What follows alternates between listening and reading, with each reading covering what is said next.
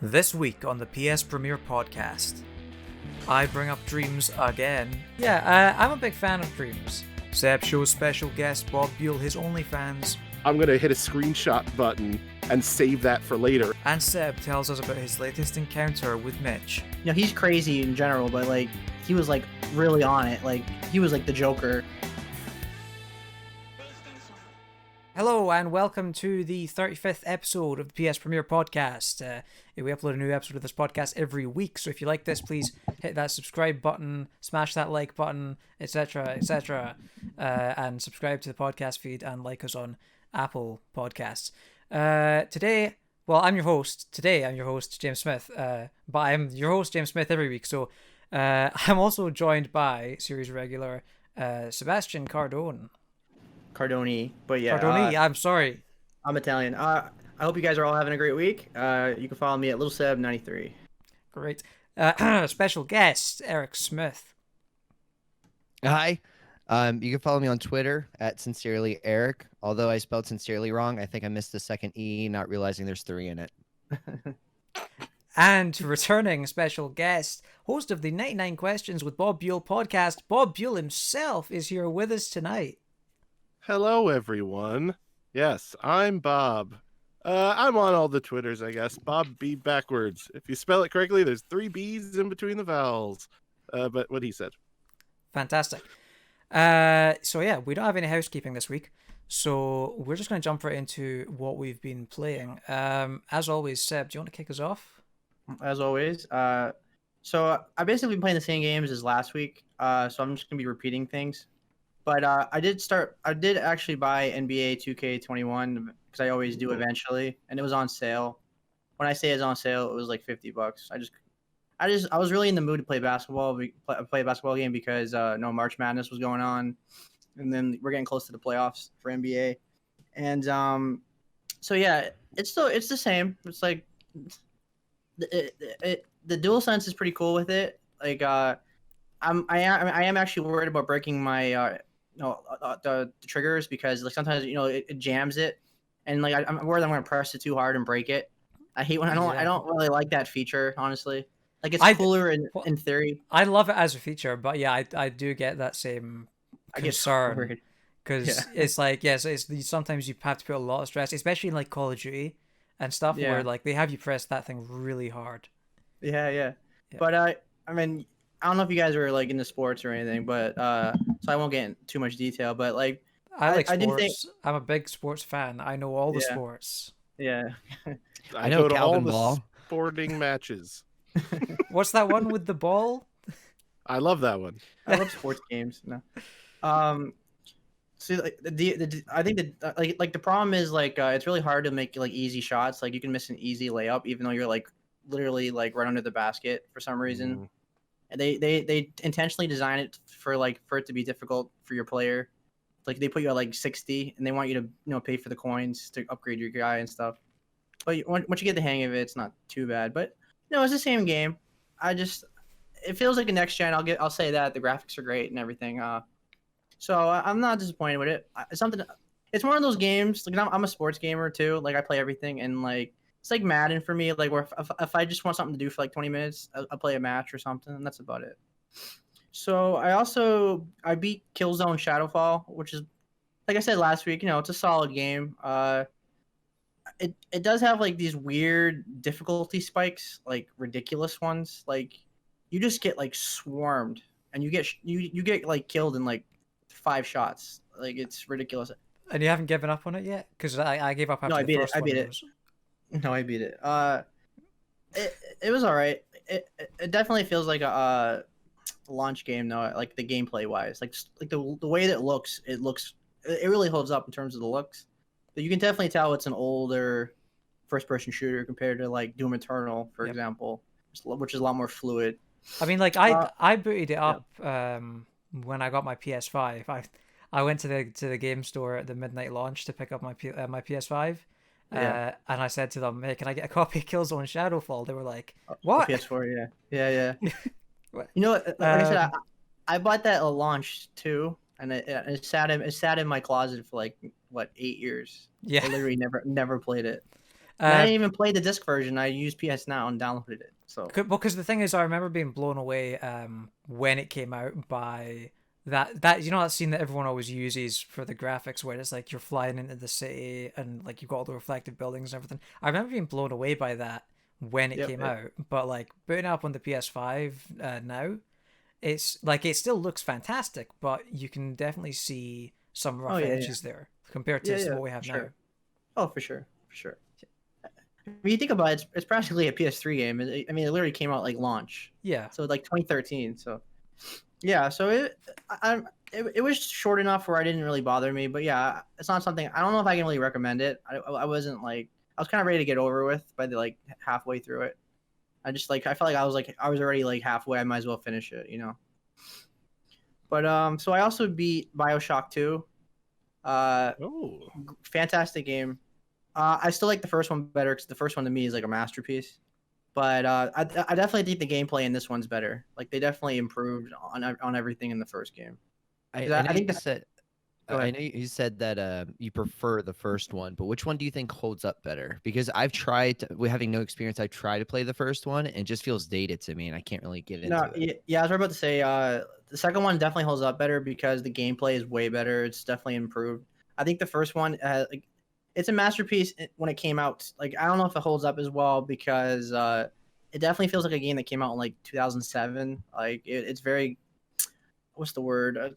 I want to say like maybe clunky or slow or just something. It just doesn't feel right. Like this one's very fluid. It feels more like a next gen game, even though it's not next gen, but it's the same gen technically. But I definitely think this one holds up more. But the first game's story and the themes was what makes that game really stand out more than anything. Like that's where that game really shines. And I like the themes in the second one. It contrasts with the first one because the first BioShock was about like the power of the individual, and this one was about the collective and the community. So it was a nice contrasting like theme throughout the game. I really like that they tried like a different approach. And Infinite is about Disney princesses, right? I never played Infinite, so yeah, BioShock Infinite, you have the toys of the BioShock characters, and you can plug them in and then play with them on the screen. I think. Yeah. So that's my next one. I also beat Bayonetta. That game is really hard, like really hard. Like I got really frustrated with that game. It's still really fun. Don't get me wrong. I'm just not good at those like Devil May Cry, Bayonetta type of games where you have to smash button smash. But like this game is not really like a button smasher though. It's like it very is like Souls like in a fast way. Because you really do have to dodge everything and like parry and like you have to time everything. Like you get punished. Like you just get hit like a six hit combo if you don't dodge right. So you think it's like God of War or like Devil May Cry and stuff, but you really get punished if you don't dodge. So is that your fun? Yeah. Sorry, your fun. Is that your first run through it? It's not my first. That's my first run beating it. I have it on Switch and I got halfway through and then I put it down. So I decided to try the PS4 version because it was cheap at Best Buy and it was like it's like 60 frames per second I think because it looked really really nice. Not so much the graph.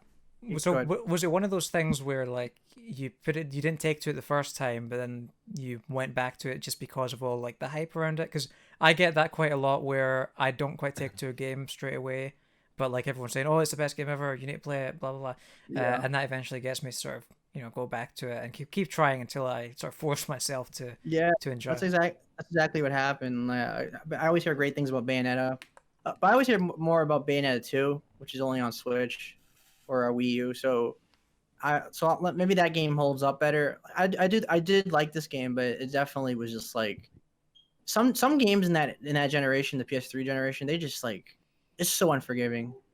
They hold no punches. Like those games are like stressy as well. Like they are. There's a lot of button mashing and. As I say, you can't if you don't dodge it, you get your ass kicked, and so you can't even blink or you die. So yeah, it is that kind of game. Yeah, I mean, for those like stylish action games, like which I think a lot of the Devil May Cry's kind of fall into, and Bayonetta, and like or Metal Gear Rising, even like I just want I don't want it to be a hard time. I think that's why I haven't played Bayonetta. I just want like give me the coolest, most like anime cutscenes possible of just somebody like slicing a building in half or something, and I'm gonna be happy. Like if I have to redo it 9 times to get it right, I don't know. They're probably gonna lose me. But I think Metal Gear Rising did a better job of implementing difficulty. Maybe because it's less about dodging and it's more about parrying. Because I'm a true. sucker for the parry. Yeah. But the thing is, like, Bayonetta does have a very easy and an easy mode, and I played it on normal, but very easy is like laughably easy though. So if you really just want to get through the game, very easy, just like you can just cruise through that game in like a couple hours. Like the whole mechanics of the game just die in very easy mode. But if you like over the top action and crazy like battles against giant and god like monsters, like the final boss in that game is probably the most batshit final boss I've ever fought in a game. Like you literally fight God in space. It seems like Final Fantasy 9 style. Nice. Yeah, very Final Fantasy. Just like the 15-year-old teenagers like fighting God, saving the world.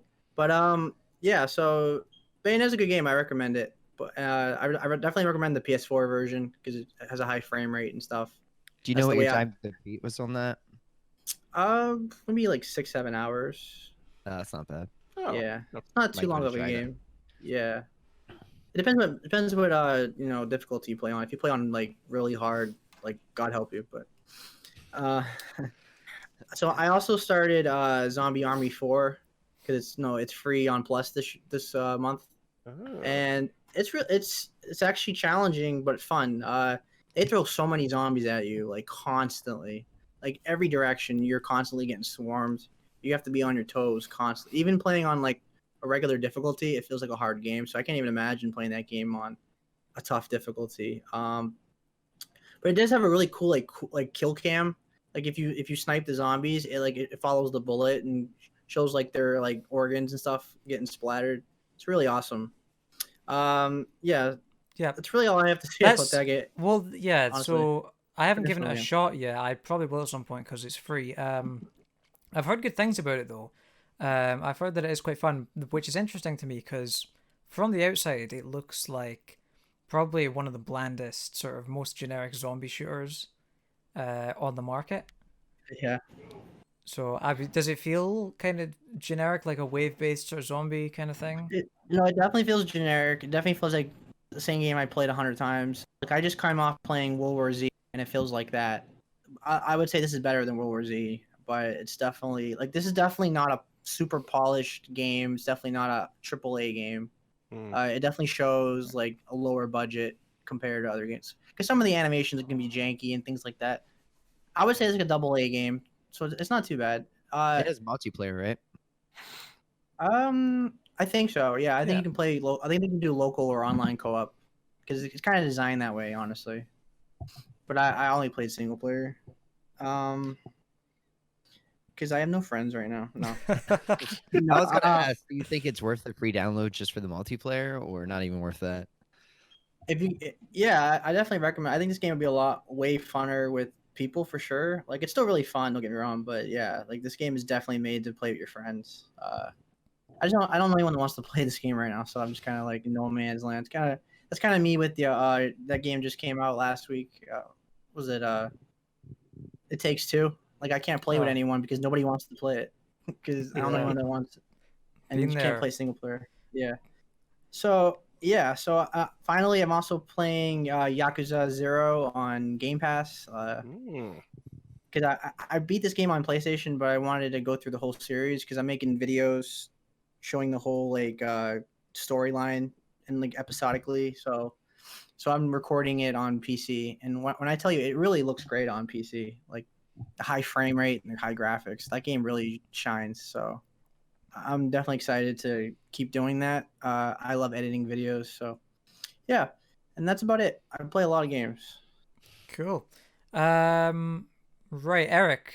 What about you? I know you wanted to speak briefly about Persona 5, or perhaps not so briefly.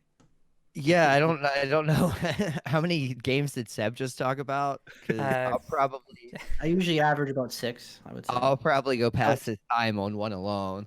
I will start off by saying now I'm playing Yakuza Like a Dragon, which is my first experience playing a Yakuza game, and I've been playing that for about a week now, and I love the turn-based combat. I love the fact that so I think it's suffice to say that the game story, if you read it in like a Wikipedia entry, you would think it's like a grand like mafia, like they have emotional beats, but it's within the gameplay of it's in with the gameplay of one of the goofiest things ever. The main character way over the top. I haven't reached that point yet, but I know that the summons in it, like one of the summons is a grown man in a baby outfit that cries so loud it hurts your enemies. It is just like there is so for the selling point on this one is that the main character is obsessed with Dragon Quest, and like with the so the other ones were beat 'em ups. This one, like even that turn-based combat still feels like it still feels like a beat 'em up, even though it's just like you have to hit X and you can wait and things like that. So there was an emotional moment though with that Dragon Quest like framing in mind where he's talking to like the big boss, and the big boss is just like normally in the conversation he would have said family because they're like a family, but he was just like, we appreciate what this isn't actually he says, but it's something along the lines of like, we appreciate what you do for the party. And the main boss is like the main character takes a step back and he's just like blown away by the fact he used the word party like an RPG as opposed to family, and he calls that out. For whatever reason, that scene like made me want to cry because I was just like, yeah, man, we are a party. Yeah, let's do this. It made me stoked to play the game. And so that ties me. Oh, wait, no, please. Oh, no. So that's what I've been playing for the past week. For the past, what month are we in? January, February, March, April. Past 4 months, I've been playing a singular game, and that is Persona 5 Royale. Nice. I beat it. Yeah, hang on a second. Are you telling me that you are one of the 5 people in the world who's beaten Persona 5? No. It 10 took people 4 months, but he 10 people have beaten Persona 5. I beat Persona 5 Royale. Oh, right. And you're the only one. Yes. Me and I think Anna did it. Min-max, but that's not it. 10 people have better taste than you, James. So I'm not saying it's a bad game. I'm just saying who has 100 hours. I don't. If you got 4 months set aside and you commit to not playing any other video game, and your friends are like, "Hey, Monster Hunter Rise is out. Play with us." I'm like, "No can do, bub. I gotta finish this." Hey, I respect it. I can't. I will say that around the 90-hour mark, it was the first time where I was just like, I don't want to do this anymore. So many games are coming out and I want to buy another one, but I had willpower. 2 quick stories leading up to like my actual impressions of the game though, where I try to convince other people to play it. Last year, before Final Fantasy 7 Remake came out, I was like, look, I haven't really played any of the Final Fantasy games before or besides 14. Actually, the only tattoo I have, which I'm trying to show the camera, is actually from Final Fantasy 14. It's the only one I played. I was like, I should try playing some of the other ones. So I played the original Final Fantasy 7. Then I played Remaster. And then I went back and beat 15. And then I played one other one I'm trying to remember. I started 5. And then 6. No, 6 I'm waiting to see if it goes to Switch. If it goes to Switch. Okay. I mean, if it goes to PlayStation, because that's what we're here for. Yeah. The last week of the year, I downloaded the very first one on my phone. I beat it within a week. I was like, okay, I like RPGs. Maybe I should check some more out. Well, I have a kid. She's almost 4 now. So that means when she was born, the original Persona came out. And I played like the first 20 hours of it. Well, as you can tell, of having 4 months of trying to beat Royale, I had tough time with a newborn trying to play through that game. So I put it aside, never went back to it. Well, my friends give me a really hard time because unlike Seb, who's a trophy hunter, I never finish games, like at all, ever. So I'm one of the people where like out of a weird form of pettiness, if you're like, oh, he's never going to do this, That's when I actually do it. For instance, last summer, my friend was asking if I finished with a book in a group message, and all my friends were like, "You're never getting that back." I read the entire book in a week. I was quite proud of myself. So I was like, you know what? I like RPGs apparently. I'm going to go back and beat Persona 5. I'm going to sit down very beginning of the year and play through it. I was like, I'm going to do one better though. I'm going to actually pay the money to get Royale. So I'm going to rebuy the game and I'm going to beat Royale. And I did it. I'm very proud of myself for that one. So if I told you that I didn't think you could establish world peace, we could get that done? Challenge accepted. Yeah. Look, it took me 4 months to beat Persona 5 Royale. I will eventually get world peace. Just no telling how long it'll take. But finally, an RPG guy on the podcast. You know how lonely it is on this island. Like every time I say like every time I ask them like, have you guys played Final Fantasy 6 or 7 or 8 or 9 or 10? Dead silence. So I'm glad people are finally on the podcast that know the greatness of JRPGs. I'm here for you. It's kind of a side note, but do you plan on playing? Now I forget the name of the game. The visual novel that came out that was a tower defense game. 13 Sentinels. Yes. I think every guest last few weeks has shout that game out now. Like it's on my list for this year, but that's more of a side note of something I plan to play. Yeah, I plan on playing it. It's always on sale, so I'm definitely gonna get it at some point. Like every time I check, that game is like $30 or $20. So Seb, have you played Persona 5 at all? Yeah, I beat I didn't play a Royal, but I beat the first one. Yeah, original. Bob, have you played it at all? I have not. I believe it is fictional, and I'm not certain that this isn't just a big prank on me. I don't think the Persona series is real. I'm sure it's wonderful, but James, I guess you haven't played it because you don't like fun. Yeah. You know me so well. No. I played the first 50 hours of Persona 5. That's a good amount, honestly. But Yeah, like I think third of the game. I think 50 hours is like my falling off point when it's like a game's just if a game goes over 50 hours, that's my checking out point. You know, that's I can't do more than that. It's starting to drag at that point. So that's why I respect you so much for sitting through 100 hours of that game. Yeah, I will say I kind of went into cheat mode. Was it 2 weekends ago? Beat the game, and I finished them. So the add-on of Royale, the main like crux of that, is actually post game. So once you beat like the original game, they actually add on an additional semester. So most of the game is based around, for anybody that doesn't know, it's like part of it's visual novel, like slice of life anime. Part of it is like Pokemon rock paper scissors with these things called personas, where it's basically the feeling of somebody is like passion, you know, the what somebody drives somebody. So that's what their persona is, and your main character can have multiple personas, and then the people that are in your party basically just have one persona. Like one character's drive is to break out of her shell. One character's drive is to prove that she's on her own person. One is pretty much just to be a rebel, like goofy guy. It's kind of the joke character. So your character can collect different personas as you go through. And there's another, well, I guess that's mainly like the two main parts of it. And the Royale, they, like I said, they add in a new semester. So you can kind of build up all your confidants, which are like your social links to get upgrades for like when you go into, instead of dungeons, they call it palaces because you break into somebody's heart.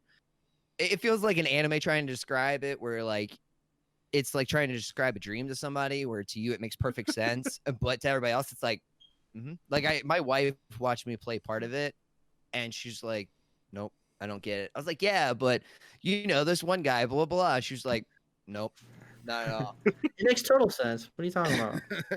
So, you can, since you can build up most of your confidants in the main game, that last stretch of the game where you have free days where you can do activities like hang out with people, wash your clothes, get a massage from your teacher.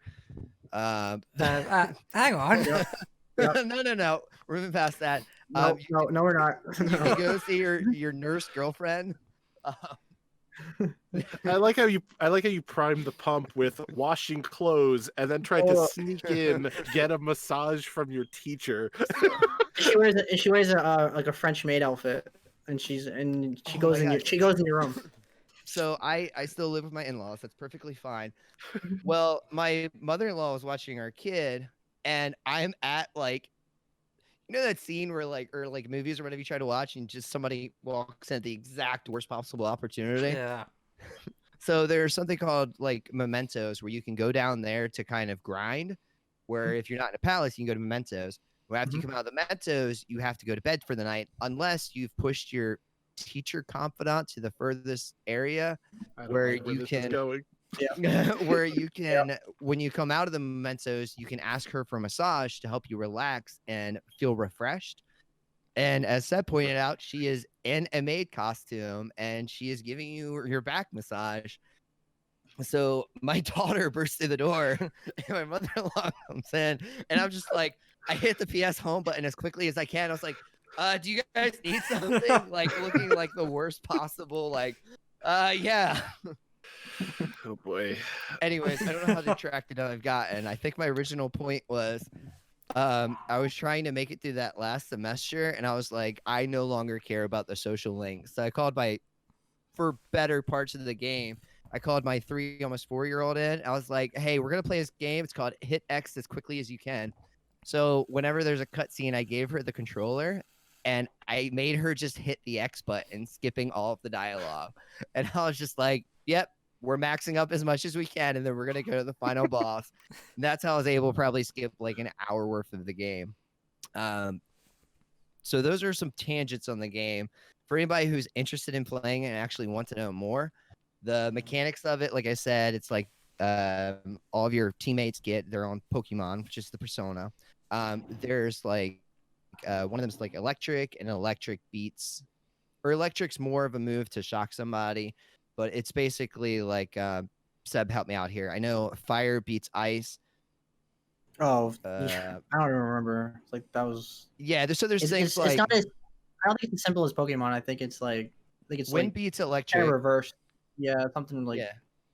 Something like So that. you Yeah, can I don't know. basically like you'll have enemies that have weaknesses, which is like the first tier of like gameplay, where as long as you know the character's Yeah. weakness, you can knock them down and take them out very quickly. Yeah. And as you get into a late game, you sort of get into these places where they're not weak to anything. So what you have to do is like have an ice power that can freeze them, and then you hit them with the physical attack. So it's basically like a lot of combos.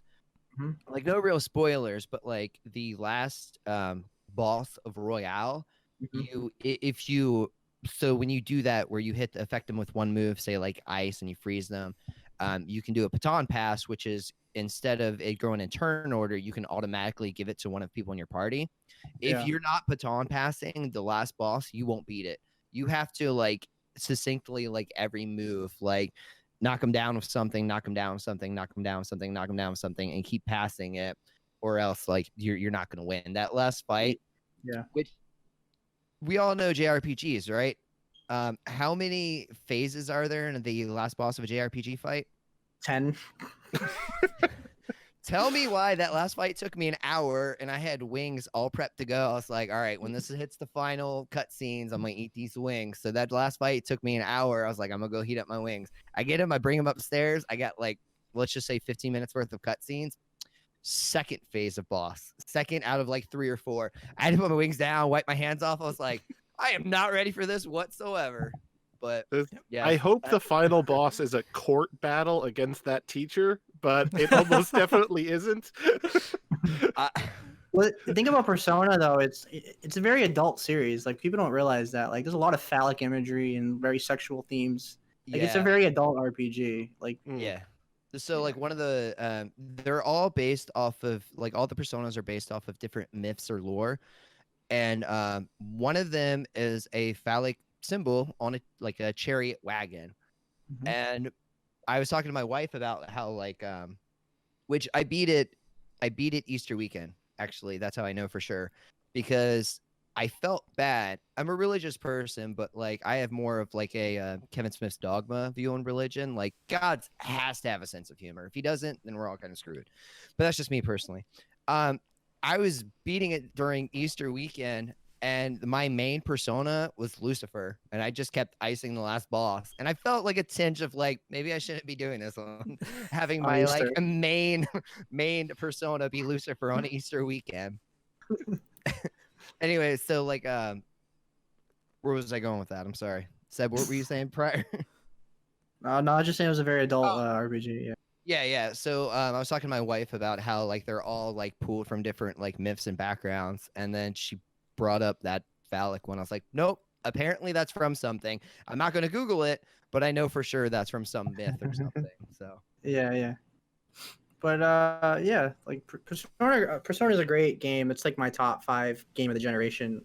I fought for it against these guys. You fought for it very hard. Did it win best soundtrack? It won best soundtrack because of me, because they wanted Final Fantasy VII, which I love, and I love. It's my favorite soundtrack of all time. But the remake was just like kind of a rehash of the original, so I gave it to Persona 5 because it was new. I still don't know how you won that fight. Because I'm just good that way. We talked about it before getting on air, but like we're both wearing Naruto shirts. Believe it. So with that said, there is a new final song in Royale. Look it up. I think you just probably type in Persona 5 Royale Believe into YouTube. Oh man, I thought that main track was good. The one that like I thought I'd get sick of like 30 hours in. I'm like, man, I'm eventually gonna get tired of this song. Never got tired of it. The Believe song that they added, 1,000 times better. It's so good. Talk to them. Tell them. Yep. It's one of the best soundtracks ever. I still don't know the words to it. It's just. Well, I'm sold. So I beat Persona 5 Royale. Not really sure what else to share other than they'll be sending your medal in the mail. Did you get the platinum? I think I made it with trophies. I think I made it like 73%. I'm not going for platinum of that game because you have to do a new game. You're not done yet. You're not done yet. No, I think Royale is like easier platinum than the original. I think you only have to play like a quarter of the game to get the platinum. Like a lot of people have the platinum, surprisingly. Actually. A quarter of the game for the second playthrough? I think it's either half or a quarter for the second playthrough. You don't have to really do much. Okay. It's not as bad as the first one, I don't think. I won't necessarily say who because it feels like it could be a spoiler for some people who want to go in super blind, but there's a secret boss fight if you play New Game Plus, which I wanted to try, but I got my fill. I'm done. I'll wash my hands of it. I will wait for Persona 6. And the secret boss battle is the court fight with the teacher. Yeah. It just becomes a Phoenix Wright game at that point. Yeah. There's the teacher, and then there's the nurse who wants to try clinical studies on you, which the teacher's bad enough, but so your magic is basically based off SP, which I can't remember what that stands for or if they even tell you. But the nurse performs experiments on you to better her medicine and to like help you buy things for like SP. She was the first confidant I went after and maxed out, so she was my first relationship. And yeah, that felt uncomfortable because she would knock me out with drugs, and then like when we wake up, it would be like more and more of like romance added in. I'm like, this feels highly uncomfortable.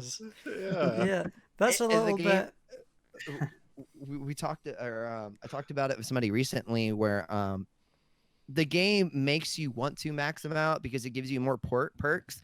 So after I started like dating the nurse lady, and I started like trying to build up like the perks for the other like female characters that you can date, before you hit that relationship status, there's a bubble that pops up that says, choose your words carefully. I already have a girlfriend. And I was just like, I am not going to choose my words carefully. Let's get that perk. Let's max out these personas. So I ended up with 6 girlfriends. I'm not proud, but that's a thing. That's true. You do. I do. If you like Persona 5, I do really recommend Persona 4 because it's people. I know a lot of people that actually like it better than 5. So, and get it while you can if you have a Vita, because you know they're getting rid of all the Vita games. But it is on Steam now, so I definitely recommend it. But I don't know if you're up for another 100-hour game, but yeah, it's really good. I was going to watch the since my wife was kind of out of the loop the whole time. I was like, look, there's a Persona 5 anime. Just watch that with me. You like Death Note? They're probably the same thing. That So, anime was that a lot of people didn't really care for the Persona 5 anime because they said the animation is really stiff and it definitely didn't live up to the hype. But it's not it's worth checking out though if you're coming fresh off the game though. It's cool to see everything animated. I mean, it's But based yeah. off one of the most stylized, cool-looking games I think ever. Like, if you're gonna fight for the soundtrack, I think just as much you would have to fight for the graphics and the Yeah. fidelity of how cool 5 looks. So I Yeah. don't think any anime could hold Yeah, hold think- up to it. exactly. I think that was the big criticism that their game is so stylish and fluid and fun, and then the anime is stiff. Yeah. But I brought that up because there is a anime of Persona 4 Golden, which I plan to There watch. is. Yes. So I'm not gonna Yeah. play the game, watch the Yeah. anime, and wait for Persona 6. Gotcha. So that's been my last 4 months of gameplay. Great. So that's all you've been playing? When I finally beat that, I started on Yakuza Like a Dragon, and I did finally boot up. Of course, it's a Switch game, so I'm sorry, but I did boot up Monster Hunter Rise, which has been quite fun. We talk Yeah. about Xbox and Nintendo a lot on this podcast, so don't feel too bad. Like, Yeah, like so I, as I think as Preston pointed out in our April Fool's episode, PSPremiere actually stands for PlayStation Sucks Premiere. So it does feel like we ran about PlayStation a lot, and today is going to be no exception. So. Yeah, I think last week you were dunking hard on them, Seb. Wait till today. Wait till tonight. Oh boy. Oh, we'll get there. But yeah, Bob, I what love about them. Don't you? get me wrong. What about you, Bob? What have you been playing? Well, I'm kind of dabbling If a little anything. bit all over the place. So I did beat Yakuza Like a Dragon. That was kind of my beginning of the year game. I beat it maybe a month or so ago. Probably my game of the year at this point. Really, really good. Charming as heck. I'm not going to spoil anything with the story, but just the side characters are so wacky and fun. Like, the world feels lived in a really fun way, but at the same time, every battle and every enemy you face is so over the top and wacky. Like the duality of this really serious mafia story in like a kind of a gritty world, like a modern world, mixed with like you face hobos that are using umbrellas as swords and trash can lids as shields, as little knights as they run up to you. Like, it's amazing. Really, really had a ton of fun with it. All the characters are very, very good. I think it ends in a really satisfying way. Again, I'm not going to go into any further detail there, but thoroughly loved it. I haven't hit that point yet, but your wizard in your party is a homeless man, isn't it? Yes. Yeah, I think that's a quick sentence to kind of tell people like you can get in for a weird ride of like RPG love and lore, but like wackiness. That guy Namba is my favorite character in that whole game. He has an arc that is very, very good. Again, I'll leave it there. What platform did you play it on? Well, technically it's a PS4 version, but I played it on PS5. Nice. I think they're doing the next gen upgrade probably as soon as I beat it. Like, I think it's supposed to be relatively soon. I think they already did it. Was it like March 1st or something? Oh, see, I probably beat it like the day before that came out, knowing my luck. But again, couldn't recommend it higher. Really, really enjoyed it. But after I beat that, because that was like 60 hours or something absurd, at least for me, like I usually don't play games to that level. I'm starting to dip into a little bit of Octopath Traveler, which popped up on Game Pass. It's always been on a list of like, games I want to play because it's very 16-bit RPG, but done in today's world. So it's a lot of amazing pixel art, very Final Fantasy 6 and 5 inspired. It's, no surprise, 8 main characters that you have to collect, and with like a 3D world, but all the sprite-based characters and enemies are in it. Again, I'm early on in it, so I'm not going to give a full analysis, but very, very charming and very, very fun so far. Yeah, I just go ahead, Jim. that's one of those games that's on my list, similar to your list, but quite a little bit different. It's on my list of games that I would really quite like to play, but probably never will. I actually just downloaded it on Game Pass on PC, so I'm definitely gonna jump into that this week. Yeah, I highly recommend it. The story's, just like any RPG, kind of take their time, and maybe a couple of them meander more than I would like them to. Yeah. Like, we know where this is going, kind of thing. Yeah. But really, really fun. Yeah, And we the talked battle about the- system is so simple, but like Yeah. deeper than you'd think it would be. Like, Yeah. I Really wanted to get it on Switch, but I just couldn't pull the trigger for $60. that's what it was. $60 still on Steam, and then they said it was on Game Pass, and I'm like, oh, thank goodness, I'm not paying Yeah. $60 for this. Exactly. You're talking about the graphics earlier. I always think of that game as like a 2.5D game, where Very they much just go so. with the sprites, but they give like depth of field to everything that they do. I think my plan of action with that game, since I said like last year, I was just like, oh, I do like JRPGs, and my two best friends have like love that game, try to sell me on it multiple times, but I haven't pulled the trigger on it yet.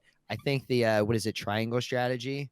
Yeah, I think I'm gonna give Triangle Strategy a shot, and if I play through that and beat it, then I'll get Octopath. yeah. I think it's from the same people as Octopath, but they were like, we want to just redo Final Fantasy Tactics, and that is Yeah. so up my alley. I'm definitely getting that. It's funny. Like a couple of weeks ago, we were on the podcast. We were talking about the worst video game names, and that's not one of them. It's not great. They're not sticking but- with Project Triangle. They're not sticking with it. Yeah, that's probably wise. Yeah. Uh, I did start playing a little bit of Pac-Man 99, which just came out on Switch, free to play. Of course, you're a how many times winner of the Mario one? That would be a 45-time Mario 35 champion. I don't even think I've played that 45 times. I unlocked Luigi, secret character in that game. You have to beat every level, but from 1-1 to 8-4, and the levels hit you randomly as you play that game. So you have to play a lot of it to be able to just randomly stumble onto all of them. Yeah, that was my game of the year last year. But Pac-Man 99, pretty okay. Not quite as good, but every game takes you about 2 minutes, or if you win, 3 minutes. Like I've won twice. It's pretty challenging, I gotta say. If they throw a lot at you, it's not your grandfather's Pac-Man here. Free to play, very potato chip battle royale type game. I'm definitely gonna play more of it because it's the perfect, like, I got 10 minutes, let me get a couple of rounds in. So hang on, we've got Pac-Man. It's 99. Pac-Man 99. Correct. Yeah, with a flake. The Mario one and Tetris 99. Is it the same company developing all these? That's a good question. I know they're all, if they're not the same company making it, it's definitely Nintendo just swiping them up and releasing them free on their online. So Yeah. my gut tells me they are, but I have very little to back that up. Yeah, it's such a Yeah, bizarre thing. Yeah, it's the same people that made Tetris 99. Yeah, Okay, nice. that It is Akira. Arika. So I imagine they're going to keep coming out with these as long as people keep playing them. I'm first in line every time. What do you so think I'm a the, sucker. What do you think the next one's going to be? What's that? Space Asteroids Space 99 or something? Space Invaders 99? Space I would Invaders? say Contra. That's my vote. Contra. That'd be a good one. Contra would be Contra, really good, actually. That'd be a good one, yeah. They do have a skin for, because it's a Namco game that they put out here, so it's a lot, Pac-Man 99. So it's a lot of skins for $2. You can be like, okay, now instead of Pac-Man, you're Galaga, the little spaceship in Galaga, and you have to avoid 4 other ships. And the one that I'm going to buy it, you play as Dig Dug, and you have to avoid 4 little balloon men. And I'm a Dig Dug fiend. Good. Dig Dug's amazing. Like, that game is so addicting. It's so fun. Yeah. But that's enough of my old man corner here of talking about how much fun Dig Dug is. This feels like a weird pull for a side note, but Tim Rogers for the action button, he does very, very long reviews on things. He did like a 4-hour review deep dive on Pac-Man that I recommend anybody check out if they have 4 hours set aside. Listen, Miss Pac-Man is, I think, still my favorite game of all time. Like I made a list a little while ago, and it's just, I don't know. I could go off on it, but it for its scope, it's perfect. Sure. But also, real quick in the other realm, I've started Fuser, that DJ game. Oh, right. I'm addicted to that thing. It's on everything. I think it's on Switch, Xbox, PlayStation, but I'm playing it on PC. So addictingly fun. I can't stop. Like every time I go, I'll play around. I'll play one thing. I end up doing 3 hours. Like it's so easy to just get lost in that and be in your chair, just grooving and dancing to all the different songs that you're placing. Like, So here's the thing. With this game for me, as fun as it does look, based on all the trailers and the gameplay I've seen, because obviously Harmonix, the developer behind it, is the same company that made the Rock Band games and the early Guitar Hero games. But the thing that I keep picking up from this trailer is that it doesn't look as sort of engaging as those games, because obviously it's a totally different thing. It's not like notes coming down a track that you have to hit in time. It's you're sort of mixing these songs together. yeah. Like where's the sort of satisfaction in that? That's actually a good point. I could definitely see a major criticism of it being there is no like technical game here because like they'll give you points for like hitting stuff on beat, or like, you know, it'll go boom, boom, boom, boom, boom, boom. And if you hit it on then you get extra points. Because if you're switching out parts of the song off beat or off key, it's not going to sound as well, and they kind of dock you points for it. So, you know, the actual campaign of the game, they'll be like, oh, I want to hear a pop song, or I want to hear something, and they'll give you points for that. But really, the biggest satisfaction of this is just knowing in your heart you made a really cool song. And that's why I'm enjoying it the most. There's a mode, like there's a battle mode, there's a campaign mode. Campaign is basically one long tutorial for the game, so it's worth going through. But I've never touched the battle mode. I've never touched a lot of the features on this game. The best part of it is it's called co-op freestyle, where you go online and up to 4 people plus viewers can be in a room. And it's like, if us 4 are all playing, it's my turn. I get 64 bars. That's my time to shine. I'm going to play whatever I want. You guys can click your little emotes if you like what I do, or don't click anything if you don't like what I do. You can request stuff. You can be like, play something from the 80s. And if I don't, I'm docked points. And if I do, it'll go up. And after my 64 bars, whatever I have laid out on the track, whatever instrumentals and vocals and whatever, it passes along. And then one of you goes, and then you get your 64 bars. And so you're just sitting there listening to someone else. And like, is it a game at that point? No, I'm just watching you play. But you're watching people mix these songs in ways that I could never have thought of. And you're like, oh, this is so good. I'm going to hit a screenshot button and save that for later, and you could instantly add it to your little cart of tracks. Like it's very ungame like. It's very much just like a musical. It's like more Mario Paint music maker than it is anything else, but in a very intuitive and fun way. Yeah, see, that's the thing. The sort of single player thing is, I think that's something I would probably put down after 5 minutes, personally. But that multiplayer thing that you were just talking about, that sounds so much more fun. Like, it reminds me of this. I don't know if you guys ever heard of this this website that used to be a thing called Plug DJ, where you could kind of jump on like a server with some other people and take turns playing music videos on YouTube. Yeah, so it was kind of like a joint playlist that you could all just listen to music, and they had these wee characters in like a DJ booth that would get swapped out and everything like that. Kind of reminds me of that, except you're the one making the music. Yeah, and like that sounds like so much fun.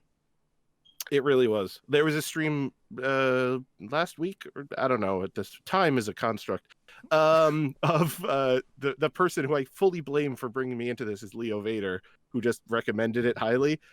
And it was on sale a couple of weeks ago, and I was like, sure, I'll pick it up while it's on sale.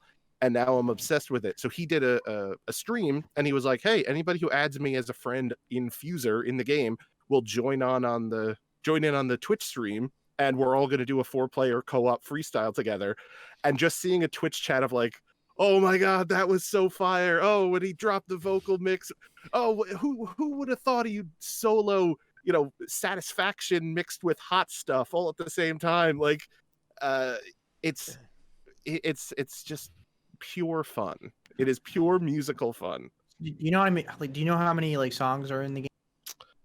Quite a few. I've played it a lot in the last couple of weeks, and I haven't even unlocked all of them, because as you level up, you get like, here's 400 points, and a song is like 200 points. So, there's probably a total of like 120 at this point. Like, I have a selection of maybe 70 or so. But when you go into a set, you can only bring maybe 30 or so into it. So it also is a thing of like, well, which 30 am I going to take? Well, I got to know my audience. They're going to want some Latin jams. Let me pick a couple of these, or I got to go more old school, or I got to go more rock focused. Like, there's nothing like a Wu-Tang beat and like Killing in the Name of vocals over top of it to really light an audience ablaze. But so it has a wide range of genres. Like, it goes back to like 1960s country songs. Like, it has Jolene, I think, is Dolly Parton's song in there, and then 2020s music, Pitbull, 50 Cent, like very wide range of everything. And you've got like the meme songs in there as well, like All Star and All Star, Never Up. Exactly. Call Me Maybe is in there. Like a lot of the memes, but you'd be shocked that like bass line to All Star, you can mix that with a lot. Yeah. Since I've heard about it, it's reminded me of anybody who listens to like early 2000s like Warped Tour music, like emo stuff or alternative music. Like I don't know if it was one guy or what, but excuse me. There used to be songs done by Legion of Doom that would match two songs together. And it would be like a Taking Back Sunday and Census Fail song, or a Sage Francis and Dashboard Confessional song, where it was just like, this works perfectly. And I was always like in love with, again, I don't know if it's a person or a group, but I was always in love with their ability to do that. And it sounds like that's what Fuser does, and it's making me more interested in doing it. But you're saying it's more so a tool than an actual gameplay mechanics, like on a spectrum of 1 to 10. Like, I mean, if like you're 90% tool. Not even 90%. I would say maybe lower than that, but it's, if you're looking for a Guitar Hero type experience where it's like, oh, I only got 4 stars, let me go back and replay this, like, that really doesn't matter. Like, as long as you made a good song and you see the emotes start flying, like, it doesn't matter what score they give me. You know what I mean? It's like playing an NES game, and it's like, yeah, exactly. Like, what score did I get in Mario 1? I don't know, but they keep score. Like, did you beat it or not? That's that's the goal. There's a lot of great videos on YouTube that combine songs. Like, there's Ed Sheeran and Disturbed together, and Taylor Swift and Korn. So it's amazing. Yeah, it really works too. Anyone who lived through that, like, 2004, 2005 of like, here's Jay-Z mixed with Linkin Park. Yeah. Like, here's the mashup of like Beatles and Jay-Z. Like I think that's a lot of what really sparked people's interest in this kind of stuff. And now it's, amazing how much you can do with just 4 tracks. Every song is 3 instrumentals and a vocal. You can mix and match however you want. You can just have 4 vocals if you want. Like, there's nothing stopping you. It's I really, really, really like it. Does this game have a lot of like DLC and stuff though? Because these kind of games tend to do that. Yes, that's the one.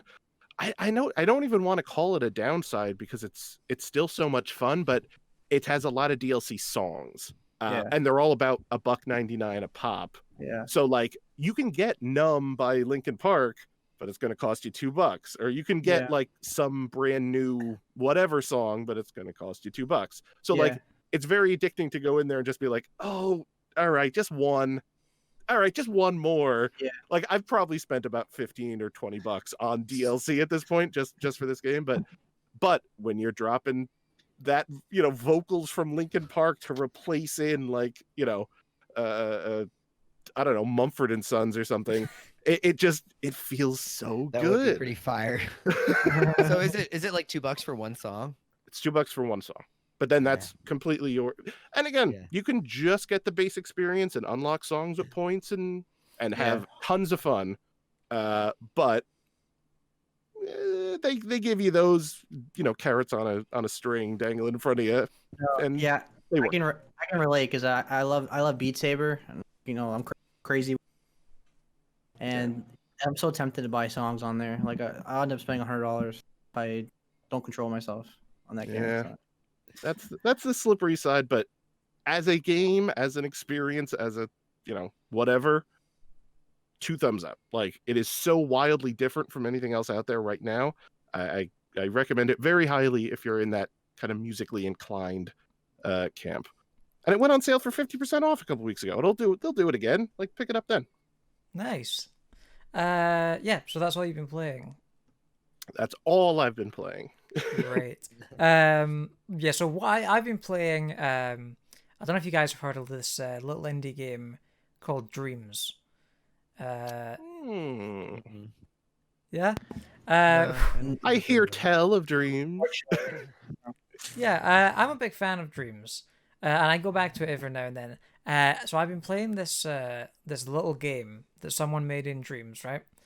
It's called Slice, and it's basically it's kind of like The Messenger meets Celeste. It's kind of what it feels like. So it's a 2D platform where you play as this ninja, and you have to slice through these little blocks, and you can use the slice as like a jump for platforming challenges and that kind of thing. And it's just this really simple, fun gameplay, and it's amazing that somebody made this in Dreams. Like, it feels a little stiff, so you can tell it was made in Dreams, because a lot of them have that kind of jank to them. But it's a fun game. And it's got like 5 stages, and it has depth, and it feels like professionally designed. So yeah, it's a really sort of fun game. It does look like Celeste a lot. Like, the gameplay looks really fun. Oh, did you find a video of it? Yeah, I have my Mac in front of me, so I always look up stuff when you Right. guys are talking. Like, so I want to see what you guys are talking about. Yeah, this yeah. game looks a lot like Celeste. It looks really good though. Yeah. So yeah, but the music as well is really nice. I think there's only like 1 or 2 tracks. But it's really nice. It's like this constant beat, and then every now and then a voice comes in and says "slice," and it's just really satisfying loop. You gotta drop Yeah. that in a future. Yeah, Oh, give me exactly. the Slice soundtrack. I'll put some Benny Benassi over top of it. It'll be club banger. Incredible. Yeah, no, but there's some difficulty spikes and some punishing checkpoints as well. But all in all, it feels like a pretty well balanced experience. So, and like, this is why I recommend everyone check out Dreams. I mean, there's a demo as well of Dreams, in case you didn't know. It's a no-brainer. It really is. I definitely bought it on PS4, and I loved my time with it. But it's I should check back more, to be honest with you. Yeah. That is the thing. Like, I don't play it for any long periods of time. I only check in with it every now and then. But that's enough for me. I feel like that's what the game is sort of designed for. Yeah.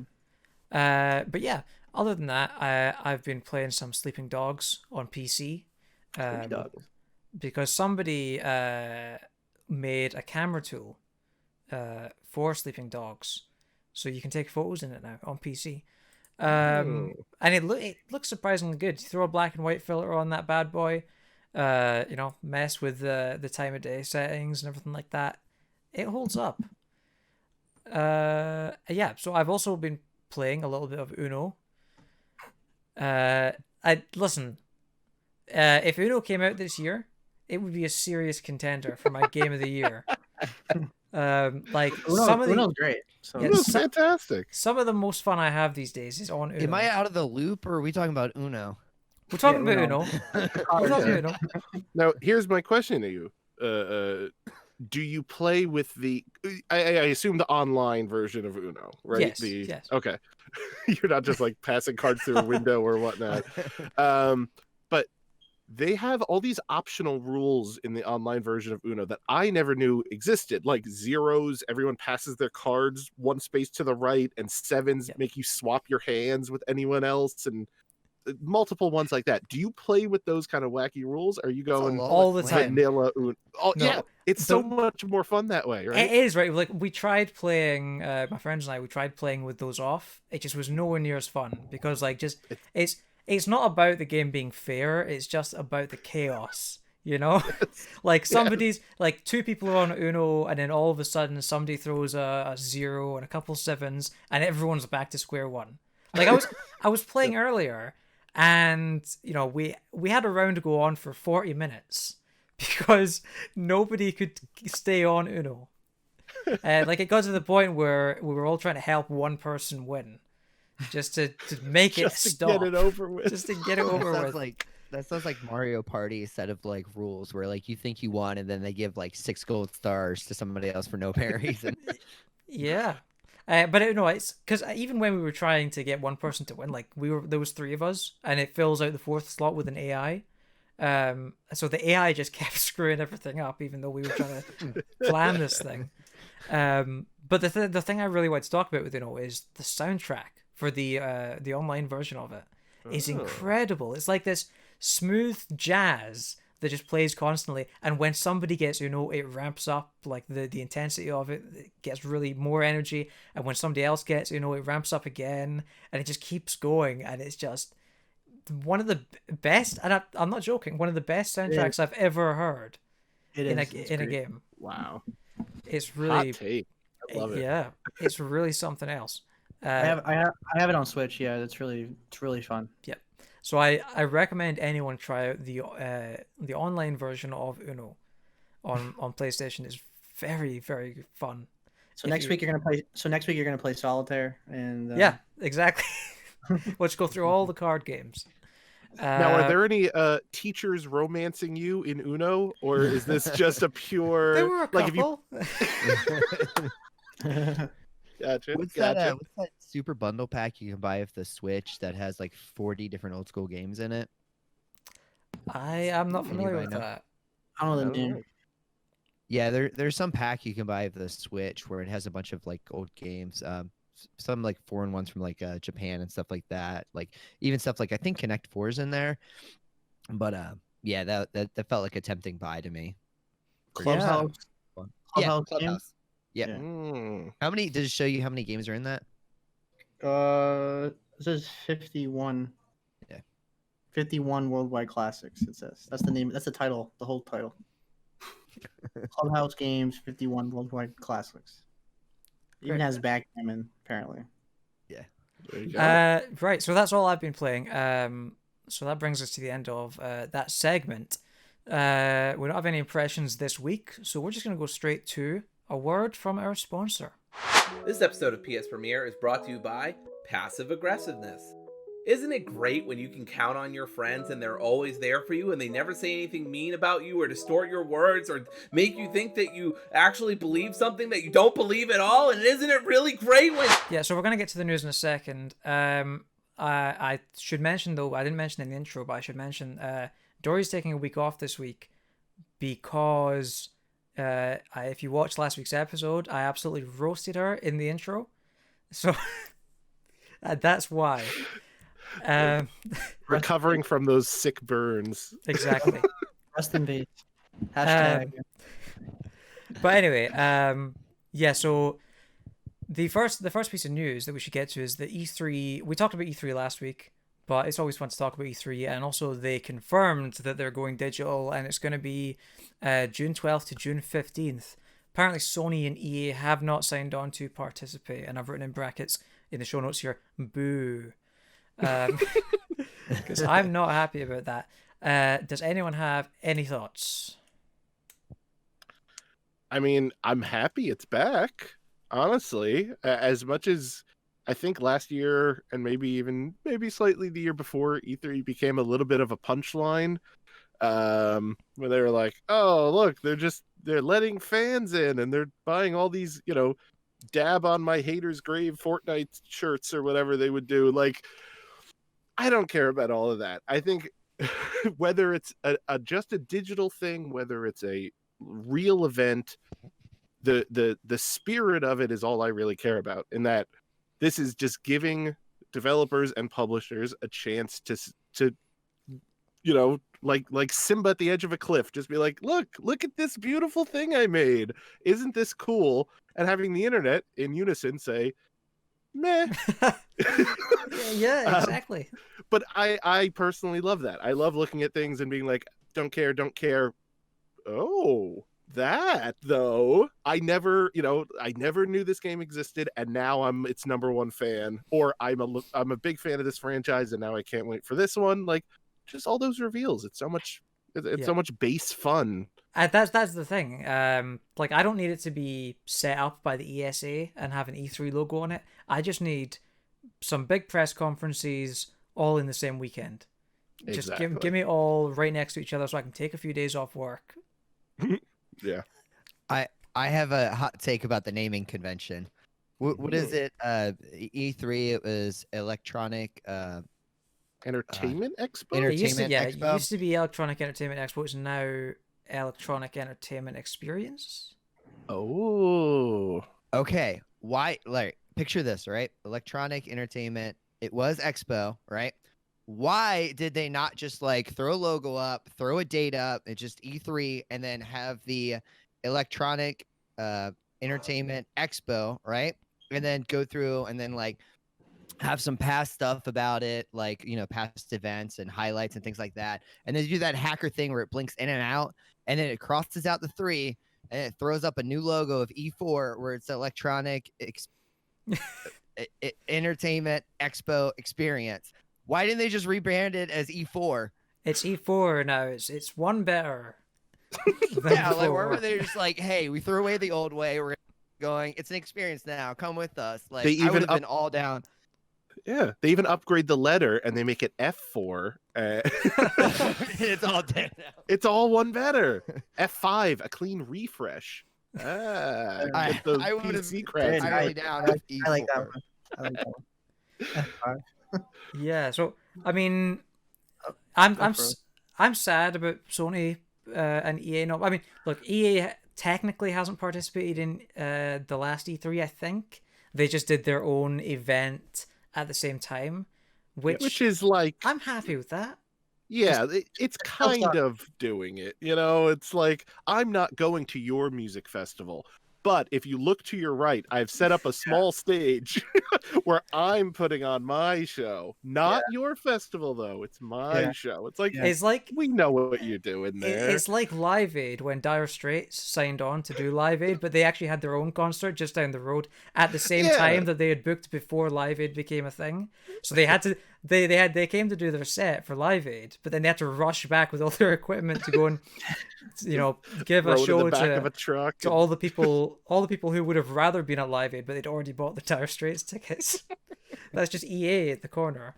Not only that, they had the EA one had like Greg Miller hosting, and he was like, he's crazy in general, but like he was like really on it. Like he was like the Joker. Like he was just hamming it up the whole time. Like he was Greg Miller, like Super Saiyan Greg Miller. Like it was crazy.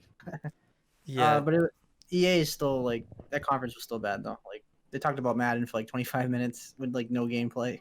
Yeah, they usually do. It was like a 5-second teaser, and then they went to the next. Do we think like, do people who generally, and I'm kind of generalizing here, but do people who generally enjoy sports games watch these conferences? No, I don't think so. No, because most because most game, I guess I'm generalizing too, is that most sports gamers tend to be like casuals that don't really follow gaming news as much. They just see the new Madden coming out in August, and then they get it. Same thing with NBA 2K. Because it always comes out the same month. So. And to be fair, and this isn't like a dunk on sports games or whatever. I've played a lot of NFL Blitz in my day, but a jump between like Madden 21 and 22 or whatever the naming convention they're going to use this year, like it's not the same as like Call of Duty World War II versus Call of Duty Modern Warfare, where like it's not going to be like this year's Madden, it's all in 1955, and they're going to have those old-fashioned leather helmets. And they know what the game is going to be, more or less. Obviously, there's improvements, graphical updates, gameplay updates, all systems, whatever. But you more or less know what you're signing on for when Exactly. you get, FIFA Yeah. 22 versus 21. Yeah, there was one year they called it Madden 25 in like 2014 or 2013. Which is the Because it was our worst. 25th like, anniversary. It's gonna be so confusing in a couple years. Yeah, 3 years from now, they're going to be like, There's- why did we do this? We thought we'd be retired by now. They're just going to throw in the towel at 24. That's it. They have thought to. XFL would take over at that point. Give The Rock a couple years. He's got time. I really miss NFL 2K series because they actually tried. EA has the license to like Monopoly now, and it's just they don't need to try anymore because these games always sell. And I'm not gonna lie, I'm guilty. I buy Madden every year, so it's just my guilty pleasure. So Fair enough. blame me. We've all got those games. I mean, I still buy Yeah. Call of Duty every year, even though I spend every other minute that I'm not playing it criticizing it. So, Yeah. but yeah, kind of a bummer. Well, in terms of Sony though, I've said it the longest time though. Sony, Nintendo, and Xbox are all bigger than the E3 themselves, so they don't need E3 at all. Like that's why this is not a surprise at all, actually.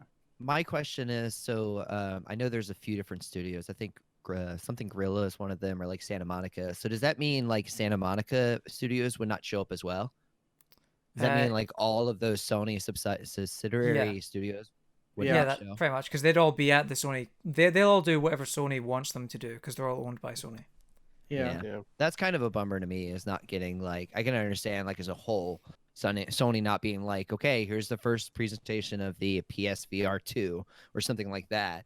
But Yeah. knowing that the studios won't have their own time as E3 is kind of disappointing to me. Yeah. For sure. What sucks too is that we don't even get the PlayStation experience anymore. Like I used to really look forward to that in December. Like they used to have their whole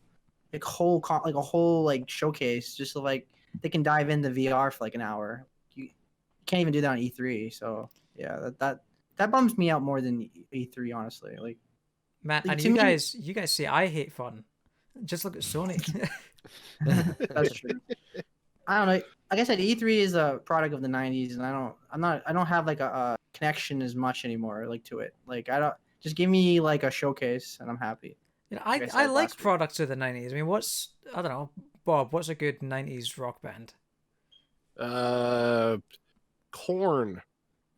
I said Yeah. a good You 90s said rock good. band. Dang it. Check and mate. You got me there. The Nirvana. Marcy's Playground. Stone Temple Pilots. There you go. Nirvana. There you go. Did you just Nirvana. reference Marcy's Playground? Yeah. And they're one song everyone loves. Anyway, that's all good and well and sad. Let's move on to Deathloop. Anyone excited for Deathloop? I'm No. vaguely. I'm keeping an eye on it. I'm not a day one, but I am excited to try it. You are eventually. excited. Well, I have some bad news for you because they've delayed it again to September 14th. I What a think I can bait be and switch, quoted right? as saying I'm not a day one, so they can delay it until January Well, 2022. That day one is going to come a little later than you thought it was going to. It always gets referenced by that famous quote of "It's better just put out a good game late than a bad game forever." So I definitely stand Yeah. behind that. I believe the official quote from Miyamoto is a delayed game is eventually good, but a bad game is usually fixed with a day one patch or a patch 1.02. And then little fancy script dash. And it's just Shigeru a Miyamoto. logo of CD Projekt Red right behind it. Yeah, exactly. I'm just not crazy about Arcane Studios' games as much as other people. Like Dishonored just doesn't click with me, honestly, and Prey was pretty good, but it didn't like blow me away or anything like that. And that's pretty much it. So Yeah. I I'm can't say- 100% in the same camp as you. But I will say, like, this game is, and I understand the delays, like 100%. Like, take all the time you need. Don't put anyone's health behind the Exactly. game and everything like that. Yeah. Right. But this game is really starting to feel like a carrot on a stick because it was supposed to come out in 2019 originally, and now it's coming out at the end of 2020. It's kind of like every time we get a little bit closer to release, they push it back again. Yeah. I wonder if like the Microsoft purchase like kind of took the air out of the, like, you know, the air out, like, I don't know how to word it. Like The wind window out of of their sales. Yeah. Like they feel like they're kind of like obligated now to be on PlayStation, and they're but the whole studio is kind of focused on Microsoft right now, and now this game kind of just like feels like it's in the way. It's like, do you guys get that sense? Like, I wouldn't be Like- shocked if internally there was something to that effect where, you know, their team was, I'm just throwing out a number, their team was 50 people and they were like, all right, here's 10 of them have to go to do this Microsoft thing, and this other 2 need to do this, and you know, they're just looking at their calendar going like, I don't know if we're gonna make this, you know, this deadline. So what I think, if I had to theorize, the issue that they're running into is probably what my draw to the game is. Like I like, was it Dishonored? I didn't play Prey though. So I'm not really like hyped about it for any of like the Arcane Studios or anything like that. But the singular mechanic of being able to drop into somebody else's game and, you know, interrupt that and things like that. I know other people that like don't want to touch the game because of that, even though it's a feature I think you can turn off. But I'm wondering if they're having issues with that, because that is a pretty big like mechanic to try to pull off through a whole game. Yeah, Even especially if it is a considering roguelike. especially considering I don't think Arcane have done any multiplayer stuff before. No. Nothing comes to mind. No. And They- plus, they didn't even announce from the get-go that Deathloop was going to have this multiplayer. I don't think. I think they just kind of said like, you know, oh, here's this, you know, assassin mission looping, blah blah blah, and then in a later trailer they announced the multiplayer. Maybe Yeah, I I'm think it was like remembering. Second trailer, I think. Yeah. And even then there was And I a don't lot even- of confusion around it. Yeah, because I got an argument with a friend who, you know, they were talking about the game together, and I was just like, you know, saying that I'm excited about that feature, and they're like, "There's no way in a it's considered like kind of a roguelike, right?" Like an FPS. Well, I guess roguelike would mean procedurally generate. I don't know terms.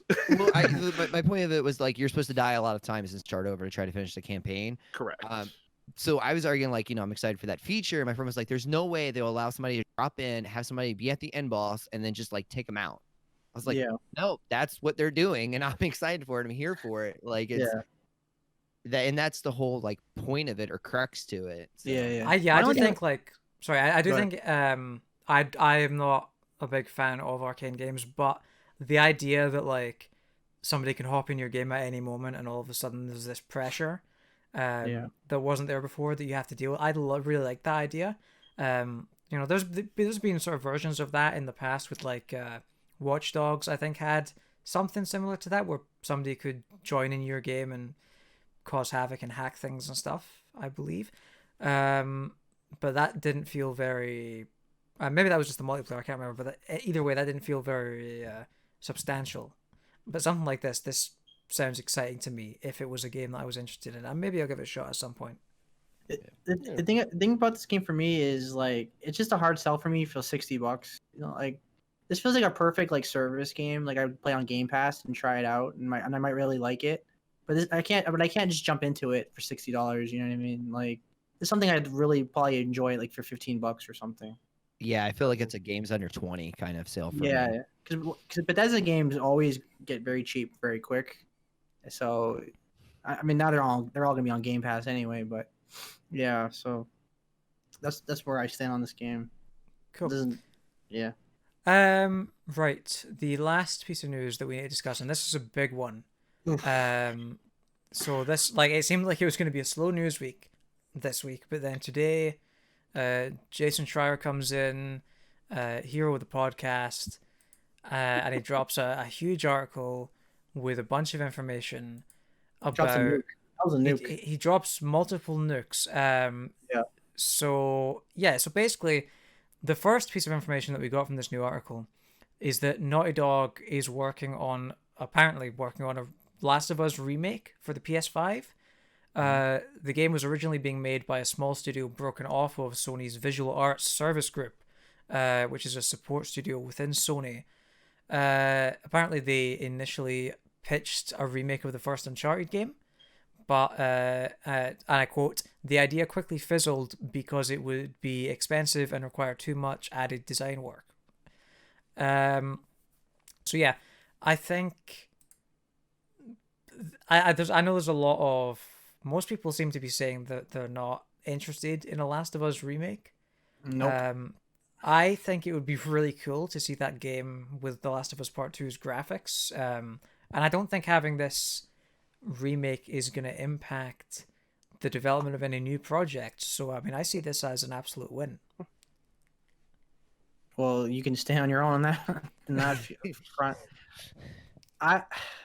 It's an 8-year-old game. It's cinematic. It still holds up. I beat it last year on Grounded. It's amazing still. Like, I don't need this remake at all. This is just a big waste of resources, in my opinion. Like, What I'm confused about is, wasn't it already once remastered? yeah, For it's already remastered. PS4? Yeah, It's by remastered to Yeah. 4. my understanding is that this would be a full-on remake in a new engine. Yeah, Are we going the with- article at least made it seem like it would be more of a grounds up remake. Yeah, it's a remake. Yeah. All right, so this reminds me, I have a bone to pick with James saying that RE3 is not a good game, which is just absolute the Correct. terrible opinion.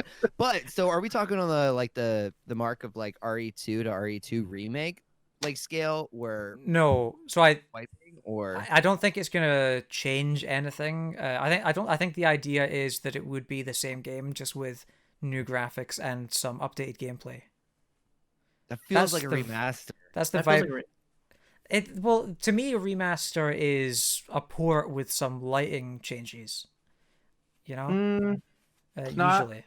I would say the remaster of The Last of Us on PS4 was a huge upgrade over the PS3 version. If you really start comparing, I mean, the yeah, but two. they didn't change any, like, they didn't remodel any textures or anything like that for that game. Is what I mean. Like, that's a remaster. A remake would be like they completely This- overhaul the textures, make it look brand new. This sounds like a remake from the ground up, though. From what I'm reading, like I don't get the sense that it was a remaster at all. Like this is. That would be so bizarre to me, though, to remake The Last of Us, like Final Fantasy that's VII what- or. That's what struck me the most odd, because like Uncharted 1, especially when they mentioned that like they wanted to remake that, in my head I was like, I could see that, because I think that's an old enough game that remaking it from the ground up, especially with this whole new movie, they can make, Yeah. the Nathan Drake look more Tom Hollandy or whatever they would like to do.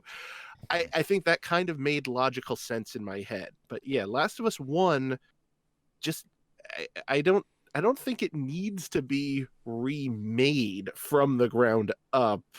Like the remaster, the up-resing from like PS3 to PS4 and PS4 to PS5. All right, sure, that kind of makes sense to me. But yeah, just it's almost like here's a 90s reference. They did a remake of Psycho. I don't know if you remember the old Hitchcock movie Psycho. With They Vince Vaughn. remade with Gus Vince Van Vaughn, Sant. Yeah. but they remade it shot Shot. for shot Yeah. with just new actors and a new Yeah. director, but all the shots are the same. It's still in black and white, I think. Yeah. And it's like, at that point, why are you remaking this? I think that was Gus Van Sant who did that. I And believe you're Kevin Smith correct. referenced it a lot with his Jay and Silent Bob reboot, because that was his original idea, was to do it shot for shot, just with them older. Like, to me, if they were remaking The Last of Us 1, which is, Yeah. hot take, a really good game, Yeah. what would you have to gain from not just mastering it and up-resing it or doing whatever you have to do to make it look pretty for PS5, but Right, actually starting from the ground up? That feels like, do we have to? To add on what you're saying, and like with what you were saying about Uncharted earlier, and when I mentioned BioShock earlier, it's just like BioShock and Uncharted 1 is another game where I tried to play through. I was like, this just feels dated. I don't want to do this. Last of Us does not feel that way. It does not feel like it's a chore to get through it, because all the Yeah. mechanics and things like that are dated. Yeah. So, on top of what you're saying, like, it just doesn't make sense to change anything in the core, in which point, like, what are they doing and why are Right. they doing it for? But even Uncharted 1, like, how different can you make it? Like, it's gonna feel like Lost Legacy. Well, the thing is, like, I agree with you, Eric. The Last of Us does not feel dated. I can still play that game with ease. Uncharted definitely feels dated. Like, that game has First one, yeah. not aged well at all. Mhm. But yeah, like, I mean, I don't want them to do anything to touch the story of the Last of Us. Yeah. And like But- you know, I understand where you guys are coming from. Like it feels fine. It doesn't need an update at all. What it is probably is just my photographer brain thinking, you know, look at all the shots I can take with this game in a new engine. The photo mode. The Can- photo mode. Can I plug your Twitter, James, and say that you have some of the best photo shares? I appreciate does. that. That means a does. lot to me. Thank you. Okay. I disagree like- with it, but But like I me- take it back. They're all awful. to me though, I want my remake to like be a fresh, like whole new take on it. Like Resident Evil 2, the original, which is like a masterpiece, going straight to the remake, which is also a masterpiece in my opinion. It's like totally different though. It's different styles, not fixed Yeah. camera or tank controls. If you just remake Uncharted or Last of Us, you're just doing the same game with like a third-person action game. Just with I'm gonna better- give spoilers for Last of Us. Anybody who hasn't played it, so if you want to skip ahead like 10 seconds, imagine if they remade it, but like Joel's daughter lives, so it's Joel, the daughter, and what's her name, Ellie, the whole time. That I'd play that. I wouldn't, because that would like that's the whole crux of the That's story. a fundamental change to the character. Yeah, but I'd play that. What if Darth Vader just never got burned? That'd be kind of interesting though. What if like story like DLC or something? Like if Ellie died and it was the daughter was alive. If you're The whole making time. me replay it, give See, me something to that- play it for. All right. Well, this is another pretty big spoiler. Maybe I don't have to get into too many specifics, but Final Fantasy VII Remake. What if this was Last of Us Remake? Oh my god. To where they didn't have to necessarily follow the original story. They can recanonize whatever they kind of wanted to. Yeah. That like- would be an interesting twist on it. Can I you don't think they should necessarily do Can you- that. To me, that's like, let's just change the ending to Citizen God. Kane. Maybe that's hyperbole, but you know what I mean? Yeah. Can you imagine like hooded time travel like spirits in Last of Us? Joel, you have 7 seconds. The giraffe's mouth opens and The Sephiroth appears. He's taking over all the games. No, that would be funny. Like they should like totally troll the audience and do crazy shit like that. I'd be even bored. I'd support that, but you're just rehashing the game. Like I don't need this at all. Yeah. Like, and we're getting a show. Like, so we're getting the story like twice again. Like, I is would so defend That's a good I would point. defend anybody who's never played Last of Us before. It'd be good for them. But at this point, how many people are there like that with this close? fair. Like I would say 10 years down the line, absolutely remake it. There's gonna be a bunch of kids growing up who've never experienced what I think is Yeah. one of the best video game stories ever. But it's been like 4 or 5 years. Like I still work off a base PS4 right now, and I bought it with The Last of Us in it. So I just played it 4 years ago. I'm Yeah. not going to play it again. yeah, it's one of those games. If you're a PlayStation fan and you really wanted to play it, you would have played it by now. It's just, Yeah. it's just one of those things. Yeah. I mean, to be fair, I don't think the article really gave like a time frame. So maybe if this was some super long development cycle, it still could have come out in 3 or 4 years or so. I mean, granted, that's a long time for a game, but a game with the scope of Last of Us but remastered Yeah. or remade, depending on whatever verbiage they want to use. I mean, that could have a pretty long development time tacked onto it. Yeah, you'd have to think that Sony or Naughty Dog, Druckmann want to get on top of this and give out a statement or something. Like, are they gonna go like radio silent on this? Like, Probably. it's too big. Yeah. It's too big of a story. Like, just like totally ignore. I think like Twitter is like has reacted so negatively. And Sony- to be But I think sorry, I think what's the term I'm looking for?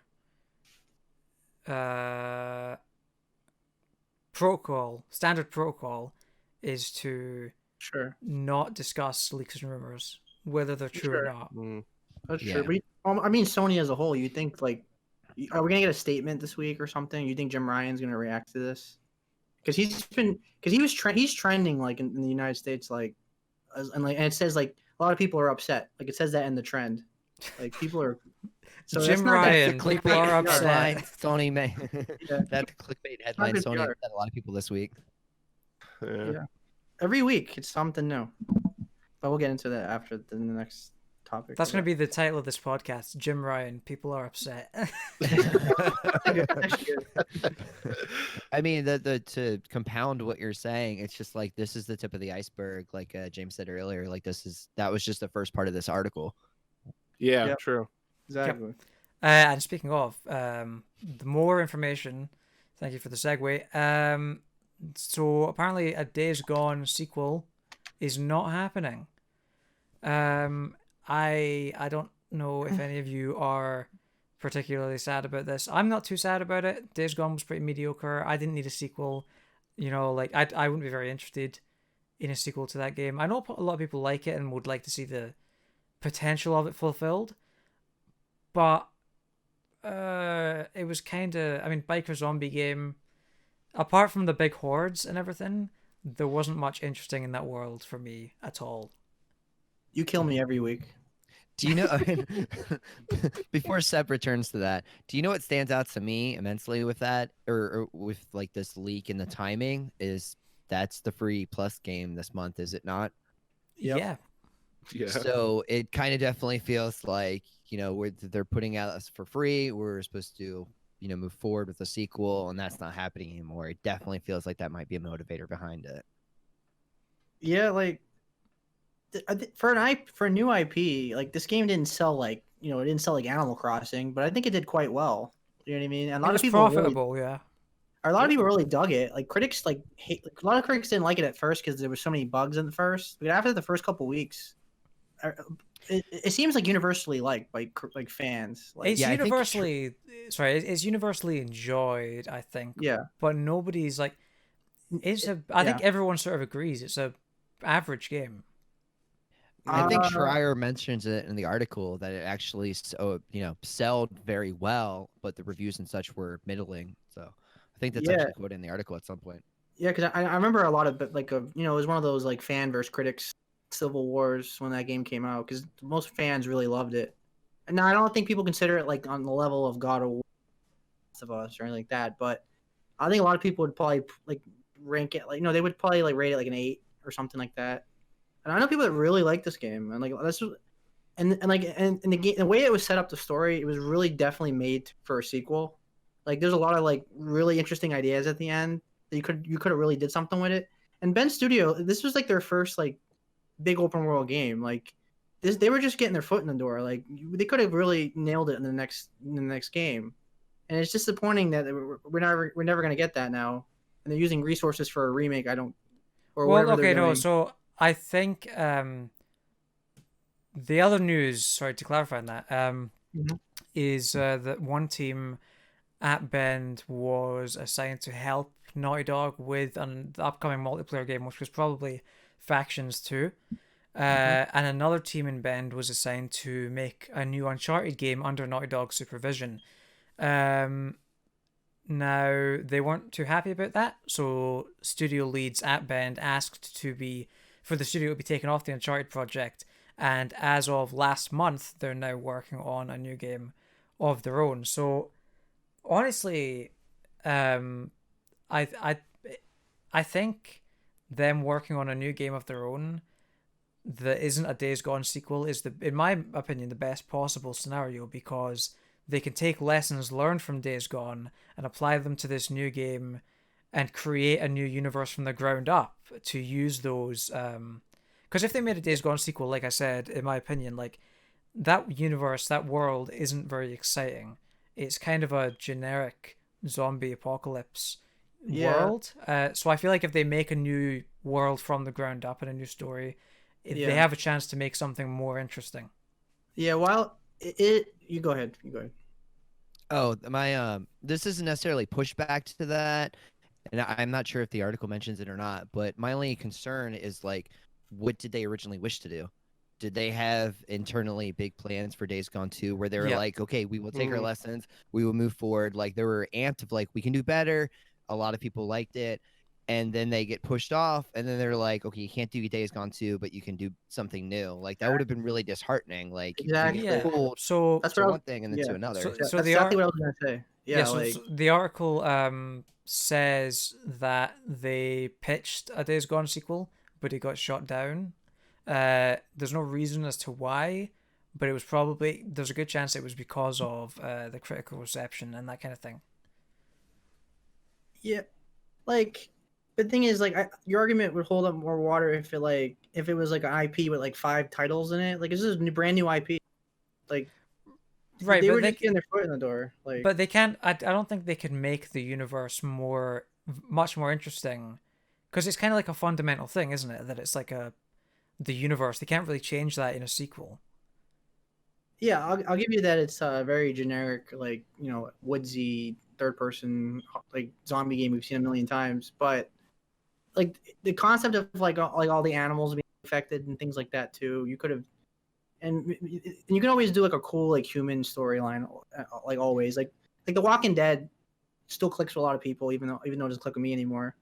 Even though it's been done a million times, is because there's a lot of people still like the characters and the writing. So even if I've never been one for like originality. If it's good, it's good. You know what I mean? So I wouldn't have bothered me if Days Gone 2 was just like same old, same old. But My go my ahead. perfect analogy is like a lot of people said that Days Gone was just like Sons of Anarchy with zombies. Whereas like if for like Days Gone 2, it'd be like the Mayans like spinoff. Whereas if you like Days Gone or if you like Sons of Anarchy, you would want to watch Mayans. But you have to already enjoy that world. You have to already like it's pretty much the same thing. Like James was saying, there's not much more you can do with it except do another story within it. Yeah, but a lot of people really like that though. That's the thing. Like, and I would say it was Sons of Anarchy with I Am Legend because the zombies are like freakers and they run at you and things like that. Oh yeah. Yeah. But it's disappointing. Like, I don't know if there's gonna be another segue, but like, I really hope I want Sony to focus on a multitude of like genres. Like, I don't want just third person action games constantly and cinematic masterpieces. And I love those games. It's my favorite genre. But I need all different games. Like I want Ape Escape, I want Shadow Colossus, I want Ico. It's so disappointing to me. I agree. Like Sony has a real, they have a real issue with diversity in their portfolio. Yeah. Like Astrobot was phenomenal. Like everybody loved it. The VR one and the demo on PS5. And then they're like, we're not making another game. Well, they probably will. They might now, but I think they came out and said like we're probably not gonna make a full game out of this. I think there was the whole Japan studio news, but I think they were getting. Yeah. I think there was a team still focused on that stuff, so we might be getting another game. I hope so. Yeah, I'd love that. But the other interesting thing from this article, like that's all the news that came out of the article. But the curious thing is, as I mentioned, the developers at Bend were originally assigned to work on a new Uncharted game under Naughty Dog's supervision, but they requested to be taken off it, and they were. Does that mean the Uncharted game is dead, or it's moved somewhere else? The article doesn't state that. Nobody really knows. Does it? What do you guys think? What's that rumored? Isn't San Diego or something? Where is it? There's some developer somewhere that's been rumored to be making an Uncharted game forever. Like, I think that might have those rumors might have been the same thing where it was because that Visual Arts support studio is in San Diego. There's some new studio somewhere that's making something, and so I don't think it's dead. I think it's just like up in the air right now. They just I don't know. I'm just guessing that like maybe they just don't know where the story's heading. Like I don't know if I can't even say because I don't want to spoil Uncharted 4, but they're gonna you're gonna use who. Sequel. I would imagine that they would want to keep that they would want to find a new home for this project, simply because based on the news of this article and everything else, they seem intent on continuing to profit from that IP. Mm-hmm. Yeah, I mean, I also wouldn't be shocked if they just kind of had multiple embers going, kind of in the way that like some TV show or movie scripts kind of work, where if a franchise gets big enough, they're like, okay, we're gonna hire 5 writers. We have enough money. Let's get 5 writers to all write us a script. We're gonna just pick the best one and throw out the other 4, or consolidate and combine. Where I wouldn't be shocked if, at the point where Uncharted is now, and again, it's got this massive blockbuster movie that's going to be coming out relatively soon, that's only going to raise the profile of it. I wouldn't be shocked if they had a studio or 2 or 3, and they just said, hey, make us the first 2 levels of an Uncharted game, and if we really like it, we're going to go forward with it, and if not, oh well, we lost, what, $100,000 in the Uncharted franchise? Well, like, that's nothing. That's a drop in the bucket. Here's my working theory, and I actually pieced it together while we've been talking about this, so it's probably a dumb theory we can quickly throw out. The movie is supposed to be Nathan Drake younger. What if they were going to do a tie-in game with, instead of what Seb was saying, it's actually everything earlier, whereas not as much effort is put into it because they're loosely tying it into the game, which is why they have a different studio doing it besides Naughty Dog, but they still want to test the waters with being able to tie it in.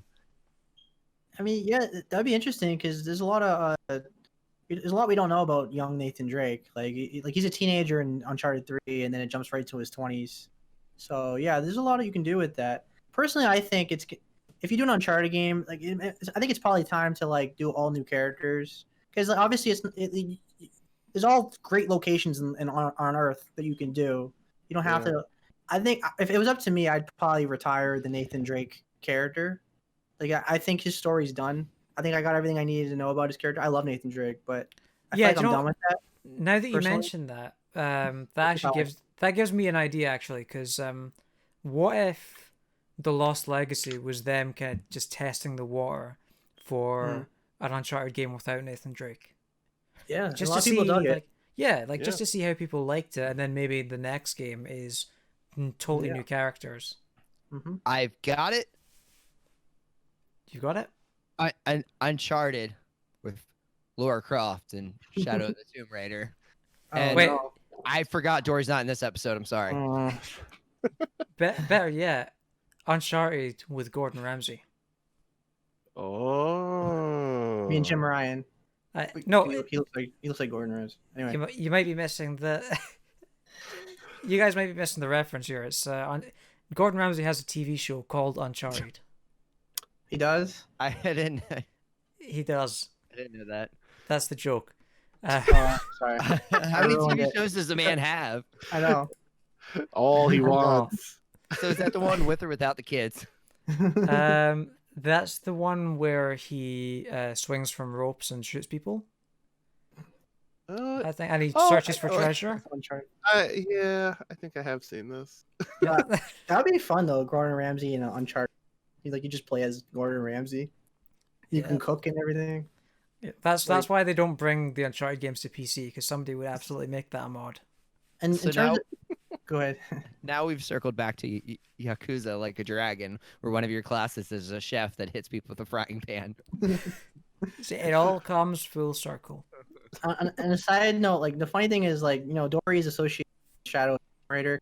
She seems like they're not really like it, but I'm the one that hates it even more than she does. Like she actually likes it better than I do, and somehow it turned into like now it's her kryptonite. Like it's her. It's like associated with her for it's gonna be the rest of her life now. Yeah. But yeah, like I think it's time to try new things out with new characters. I know it's risky because like it's hard to like sell new characters to people because people get really attached to like if they made like Last of Us 3 and they didn't do Joel or Riley like a prequel or whatever. Yeah, like people are probably get upset. Like it's a classic. Shia LaBeouf and Indiana Jones, like they turned on that so hard. Well, that movie sucked, but yeah. Rightly so. True, yes, but in a better movie, would he have been received better? Yeah, probably, but maybe not as much as they wanted. They've tested the water with a Nathan-less Uncharted to see how that would go, and I think it went well. So why not go one step further in that direction? This is more general to the entire article versus like just Uncharted, but my takeaway from the article was just like I think Seb was kind of saying it earlier, where if you had to do a Venn diagram of Microsoft, Nintendo, and Sony, it would be like Nintendo in the middle, where they do random stuff that makes no sense, and then they have their like solid AAAs that they always make money off of. And Microsoft is just like a cash grab of like, let's buy as many indies as we can, let's get as much stuff out there. And Sony is just like, it has Kratos with the boy line and Uncharted, and that's about it. Like, they're not gambling as much as I think the other two, big three are. For sure. End up biting them. Which is a real disappointment because even though the PS3 era was a huge mess, it gave Sony was like, their backs against the wall, and they started swinging and they started doing crazy shit, and that's when Sony was like really shining, and that's what really helped them get to PS4, because that's when they hit their peak. And now what I'm worried about. I don't think it's as bad as 2006 Sony. I don't think they'll ever get to that point again, personally. But I do think they're heading in that direction where they're getting very arrogant and safe. And the problem with Jim Ryan is that he's going to make PlayStation 5 like one of the highest selling consoles of all time. They're going to make shitload of money and things like that. So they don't care like about all this backlash. And that's the sad reality. But the problem is it hurts us, like the gamers. So even though Sony's having record profits, we're the ones suffering. But no one cares because it's all about the dollar. So that's what worries me, is we're heading in that future where we're just gonna get screwed constantly. What's weird too is like it seems like in a written statement that Microsoft is actually doing a lot of things that would seem not consumer friendly, but I think they're doing it in consumer friendly ways. Like I think they straight out said like Bethesda games will still be on multiple platforms and things like that. Yeah. And Microsoft, like, if you look at what they're doing, it would seem like it would end up hurting customers. But Sony, like, who seemed to pitch like, consumers first, like given the games at homes and things like that. Yeah. It's the complete opposite though, where it's just like, thanks for Ratchet and Clank, dude. I'll play it eventually. Yeah, it's like, I guess play has limits because maybe because it's like it's so frustrating. PlayStation is like every week is something new now. The biggest problem with Jim Ryan to me, like even though it doesn't matter if he's making money, is that they don't get on top of anything when it comes to PR. Like they just go radio silent for months. Like they let shit fester and fester and fester and fester. Like like people. I don't know if people remember like last year, where like PlayStation, like Sony was totally dead silent about the PS5, and we didn't even get any like news about it until before. Like that was insane. I get it was a pandemic, but they could have like put a tweet out. They could have did like a Reddit post. There's a million ways to communicate with your audience. So what you're saying is they need Wendy's PR rep. Yeah, like so. Because one thing I like about Xbox is like Aaron Greenberg and Phil Spencer, like they're on Twitter and they're vocal and they talk to their fans and things like that. Sony doesn't have any relationship really with anyone. The only people I really see talk on social media is like Neil Druckmann and like Sure. Corey Barlog and Alana Pierce. Yeah, that's about it though. Like Jim Ryan or what's his name, Herman Hulst. Yeah, like they just post like corporate like stuff like. So it's I know a lot of people. Sorry, I do get what you mean. Like Sony feels much more at this point like a business. Than Xbox does. Which is what it is, but it definitely can be better with PR. Like I don't. Like the optics are off. Exactly. The previous management will like talk. Well, it was like way more engaging, and that's why a lot of people are asking for them to come back, which is not going to happen. But I know people. We still didn't get a reason for why Sean Layden actually left. Yeah, we didn't. That still sort of eludes us, but he was very good at like he didn't talk a lot on Twitter, but he was. I think you got the sense that he cared about the games that they were putting out and not just the profits but the qualities of them. Yeah, I used to get so hyped when he come out on stage. He always has like his hands like this, and he just knew a banger was about to come out. Like you just knew like God of War is coming, Last of Us is coming. Like it just doesn't feel like that anymore. Like for sure. Just No, frustrates I me. get you. So Sony needs a Reggie right now too. Yeah, do they they? just. Yeah. Yeah. All that said, though, with all that said, they still make great games, and I'm still gonna be buying most of their games. So Yeah. PlayStation's still my main platform. I'm still a trophy whore. Like that's not gonna change. I'm just very neutral. It's just all. That's what I was gonna say. Like playing devil's advocate, as much Yeah. as there are things to critique for sure, and Yeah. rightfully so. Even them playing it safe is still like Miles Morales and God of War Ragnarok and Demon Souls. Last of Us 2. Yeah, Yeah. Demon Souls remake. Like these are excellent games. Like so maybe they're not swinging as wild as I would like, because I like those. Listen, Mario 35 was my favorite game of the last year. I'm a weirdo. Like I like the weird stuff, but them playing it safe, I also kind of get and appreciate. Yeah, like I bitch every week, but like I named like 5 games that I played on PlayStation this week. Yeah. I constantly use it for YouTube, Hulu, Netflix. My PS5 is constantly on, so I'm just trying to be fair. I try to be neutral, Look, Yeah. I was just told that this was the episode where James would admit that it's no longer about PlayStation, and it was going to turn into a Hades podcast. That's what I was told. You've is been that misinformed, James- I'm afraid. This is a Fuser podcast now. All Fuser, all the time. We spin the best hits. Welcome to User Radio. But I really wish they would put more. I really wish they put more indies on. Yeah. PlayStation used to be the king of indies, and now it's the Switch, and like it's ridiculous. Like a lot of games are like Hades is not on PlayStation, and like Shu is in charge of indies. He's in charge of the marketing. I'm like, he's like getting more platinums than indie games on PlayStation. like he's like, I don't know. Like what are they up to? Like why is Carry On even on PlayStation? Is Hades? Yeah, I don't think. I don't think it is. They'll come. I don't think they will. That's the thing. But yeah, like that's my concern. hopefully next thing we know, Jim Ryan will be getting replaced by Brian Clicker. Just hire Reggie. Like I think GameStop. I think he parted ways with GameStop, so Reggie's a free agent. Yeah. Oh, did he? Let's get him. Or great. maybe they should hunt down Don Matrick and hire him. No, he's already on PlayStation. He's Jim Ryan in a mask. I already saw the meme today of like the Scooby Doo taking the mask off. Right. That's good. Perfect. But yeah. So just to wrap up the show today, we're gonna play a little game. We like games on this podcast. We like fun here. We like to have fun here. Known fun likers. That's Exactly. what they call us. So the game that I have today is a special one. So I don't know if any of you have heard of Crusader Kings 3. Is a video game. It's kind of like one of the Civilization. What's that genre called? Like an RTS or Yeah, an RTS. city building type thing. Sure. So like the patch notes for this game get very weird, right? So the game that I have for you, and we played this on a previous podcast.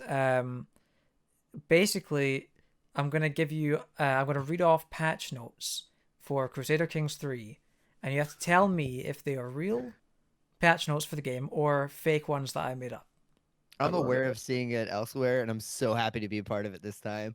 Yes. Okay, This is great. Because that enjoyable. game is bonkers. Yeah. All right. Let's get into it then. So the first one, and you can all answer separately. You don't have to work as a team or anything.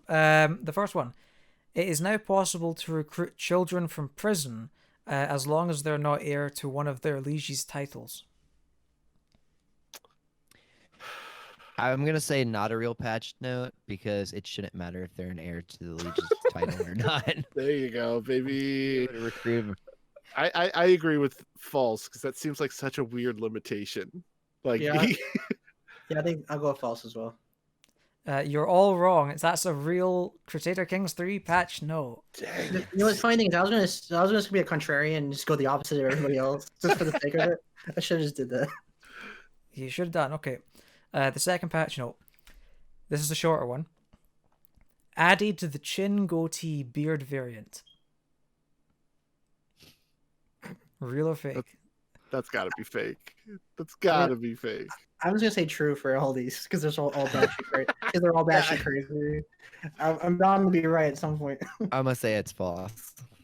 That's a real Crusader Kings 3 patch note. Dang it. I would have been 2-0 right now. If I... They didn't have a goatee in the original game. They had to patch in a goatee. They had a patch in a patch. Very nice. Okay, the next one. Lowered chance for child heirs to rebel by going on a killing spree. I'm just gonna say false on that one. I know I keep saying false, but I feel like they wouldn't say killing spree. But maybe they would. I'm gonna say true this time. I've Your said turn, false. Bob. I've said false every time and gotten it wrong. So I'm saying false one more time. Well, I'm sorry, Eric. This one is a fake Crusader Kings 3 patch note. Should have gone with my gut. Damn. Okay. Okay. This is a This is slightly. great, by the way. Thank you. This is a slightly longer one. If you're ordering your spy master to find secrets in your liege's court, and you are your liege's spy master and are disrupting schemes, you no longer disrupt your own spy master's scheming. There is the spider. I'm putting a hard true on that because that feels like something that, like, if I were writing a game, I would miss that exact thing. So I'm gonna say true. Yeah, fuck it. True. I'm not guessing this time. I'm not playing your game, James. Oh, We have an No, I'll go abstained vote. false. that is a real Crusader Kings 3 patch note. Damn, I would have been 4-0 if I didn't change my answer. Okay, the next one. Hopefully, Eric can get this one. All right. You will no longer get stress from parents or siblings dying of old age when they're 65 or older. And then in brackets, if they're friends or lovers, you might still get stressed though. I'm gonna say false. Sorry, is this game or real life?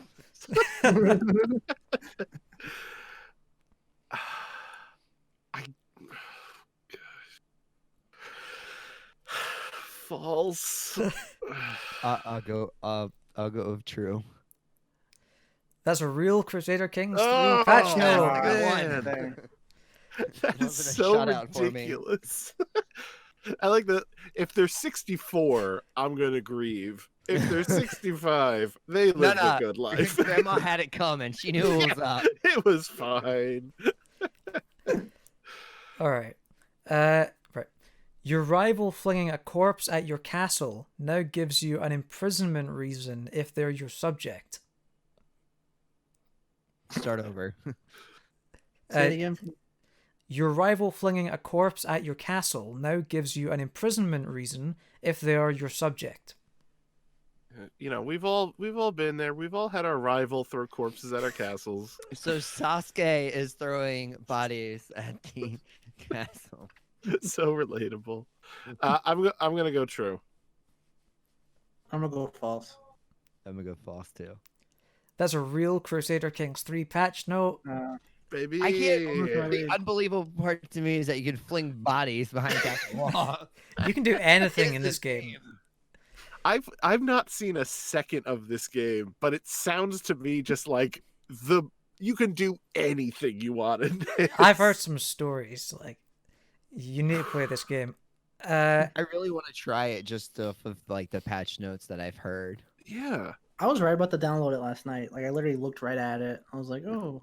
I saw it in the notes. I was like, I don't know, is that cheating? I was like, no, just wait. Right, the next one. Opposing factions will no longer accept Jacob's pet rock as a settlement during peace talks. Everything in this game is absurd. I'm just saying true for everything now. That has to be false. That has to be. I'm saying true for every single one now. You said pet rock? Yes, I'll repeat the question. The patch note, sorry. Opposing factions will no longer accept Jacob's pet rock as a settlement during peace talks.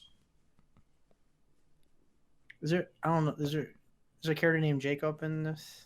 Like, I have is no this a idea. random NPC? I don't know. I think I'm it's gonna true. go with true, just off that comment James said. Okay, this is a fake Crusader Kings 3 patch note. Although I will say I did lift the Jacob's pet rock thing from another patch note. So it's a fake patch note.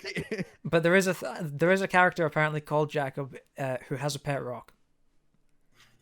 That was the part I thought was the fakest. Oh no, good old Jacob. See, that was my logic in the last couple of them. True. So I was like, I'm just like, I'm all over the place now. Oh boy. This is hard. All right, we got a few more here. Okay. Right.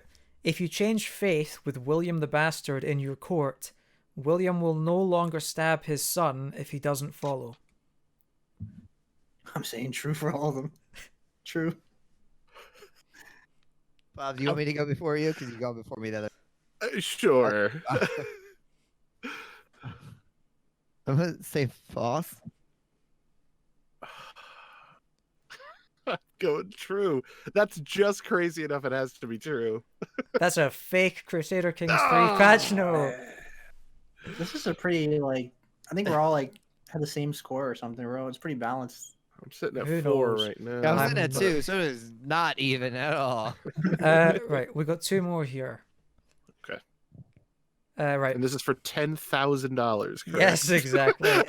Will be I like to buy a Venmoed vowel. The winner walks away with a brand new boat. And the loser's, like, comes right out of your bank account. No warning. Oh, Exactly. no. We pay for the boat from the loser's bank accounts. I wondered why you asked for my PayPal info before I got on this podcast, but I didn't question it till now. That was your first mistake. All right, so we've got two more of these. The next one is replaced anachronistic pineapple with historically appropriate melon.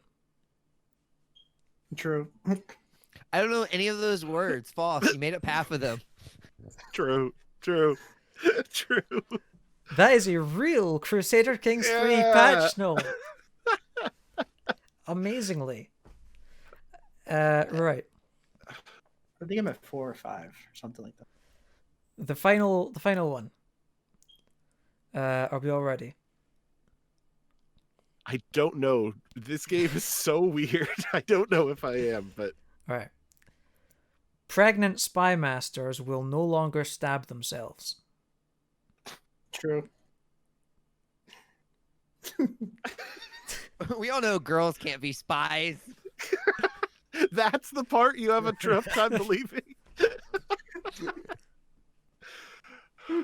I'm gonna say fake. True. I'm gonna say true. I take it back. I I'm gonna need your answer on this, Bob. fake, false. I'm going false. That is a real Crusader Kings 3 patch note. Wow.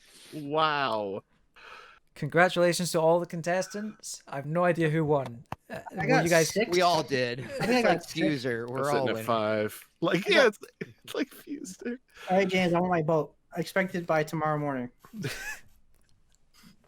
You'll receive your boat in the mail. It'll be in an envelope. Gotcha. Was that a Lonely Island song? I'm on a boat. I'm on a boat. I believe so. That's gonna be I'm Seb like a next week. mermaid. Yeah, so thanks, Eric and Bob, for joining us. Really appreciate you guys coming on. Hey, Bob, Oh, do you want to tell us a little bit about 99 Questions real quick and where people can find it? I certainly will. First, thank you for having me. This is always a tremendously fun time. Of course. But yes, I have a podcast that I really enjoy that I'm very, very proud of called 99 Questions. You can find it anywhere that podcasts are listened to. You can just search for the number 99 Questions, find a little purple and gold logo on there, and you could just have a wonderful time. It is literally just me reading the same questions to different wonderful folks, celebrities, video game people, writers, actors, comedians, some prominent folks in there. Jeffrey James, a comedian, Ben Hansen. I have episodes with Amy Vorpal coming up, and Brendan Lee Mulligan, Beth May from Dungeons and Daddies, Kirk Hamilton from Strong Songs I just had on. all Mr. James Smith. The biggest celebrity of them all, one might say. One single person might say that. Exactly. So if any of what I just said sounds vaguely interesting, I highly recommend jumping in. I think the Kirk Hamilton one is a wonderful first episode for anyone who is maybe a little bit too, doesn't quite know what to jump in on. Maybe don't start from the start. You'll hear me just being nervous a lot. But that's a wonderful one. And 99 questions. It's I'm super happy with how it's coming out. I've done it for over a year now, which is crazy. But yeah, that would be wonderful. Fantastic. Eric, is there anything you would like to plug? I am on long hiatus with my own podcast, but if you are into astrology, check out my one of my best friends' podcast, Zodiacs, where they go over all of the different forms of astrology and how there's actually multiple signs for people and lovable things like that. It sounds really like I'm not into personally, I'm not into the whole hippie astrology thing, but they're some of the funniest guys I know. So if you just listen to it for the jokes and the Arnold Schwarzenegger impressions, it's well worth it. Yeah. That's all I got. That sounds like an absolute riot. Right, so that's that then. We have this podcast every week. We should have Dory has a review of the new DLC for the Outer Worlds, which should be up this coming week at some point. That's pretty much it. If you enjoyed this podcast, as I said in the beginning, please subscribe to the YouTube channel, subscribe to the podcast feed, give us a rating on Apple Podcasts, and all that good stuff. So thanks again. Thank you guys for joining us, and we'll see you next week. Bye-bye. Bye.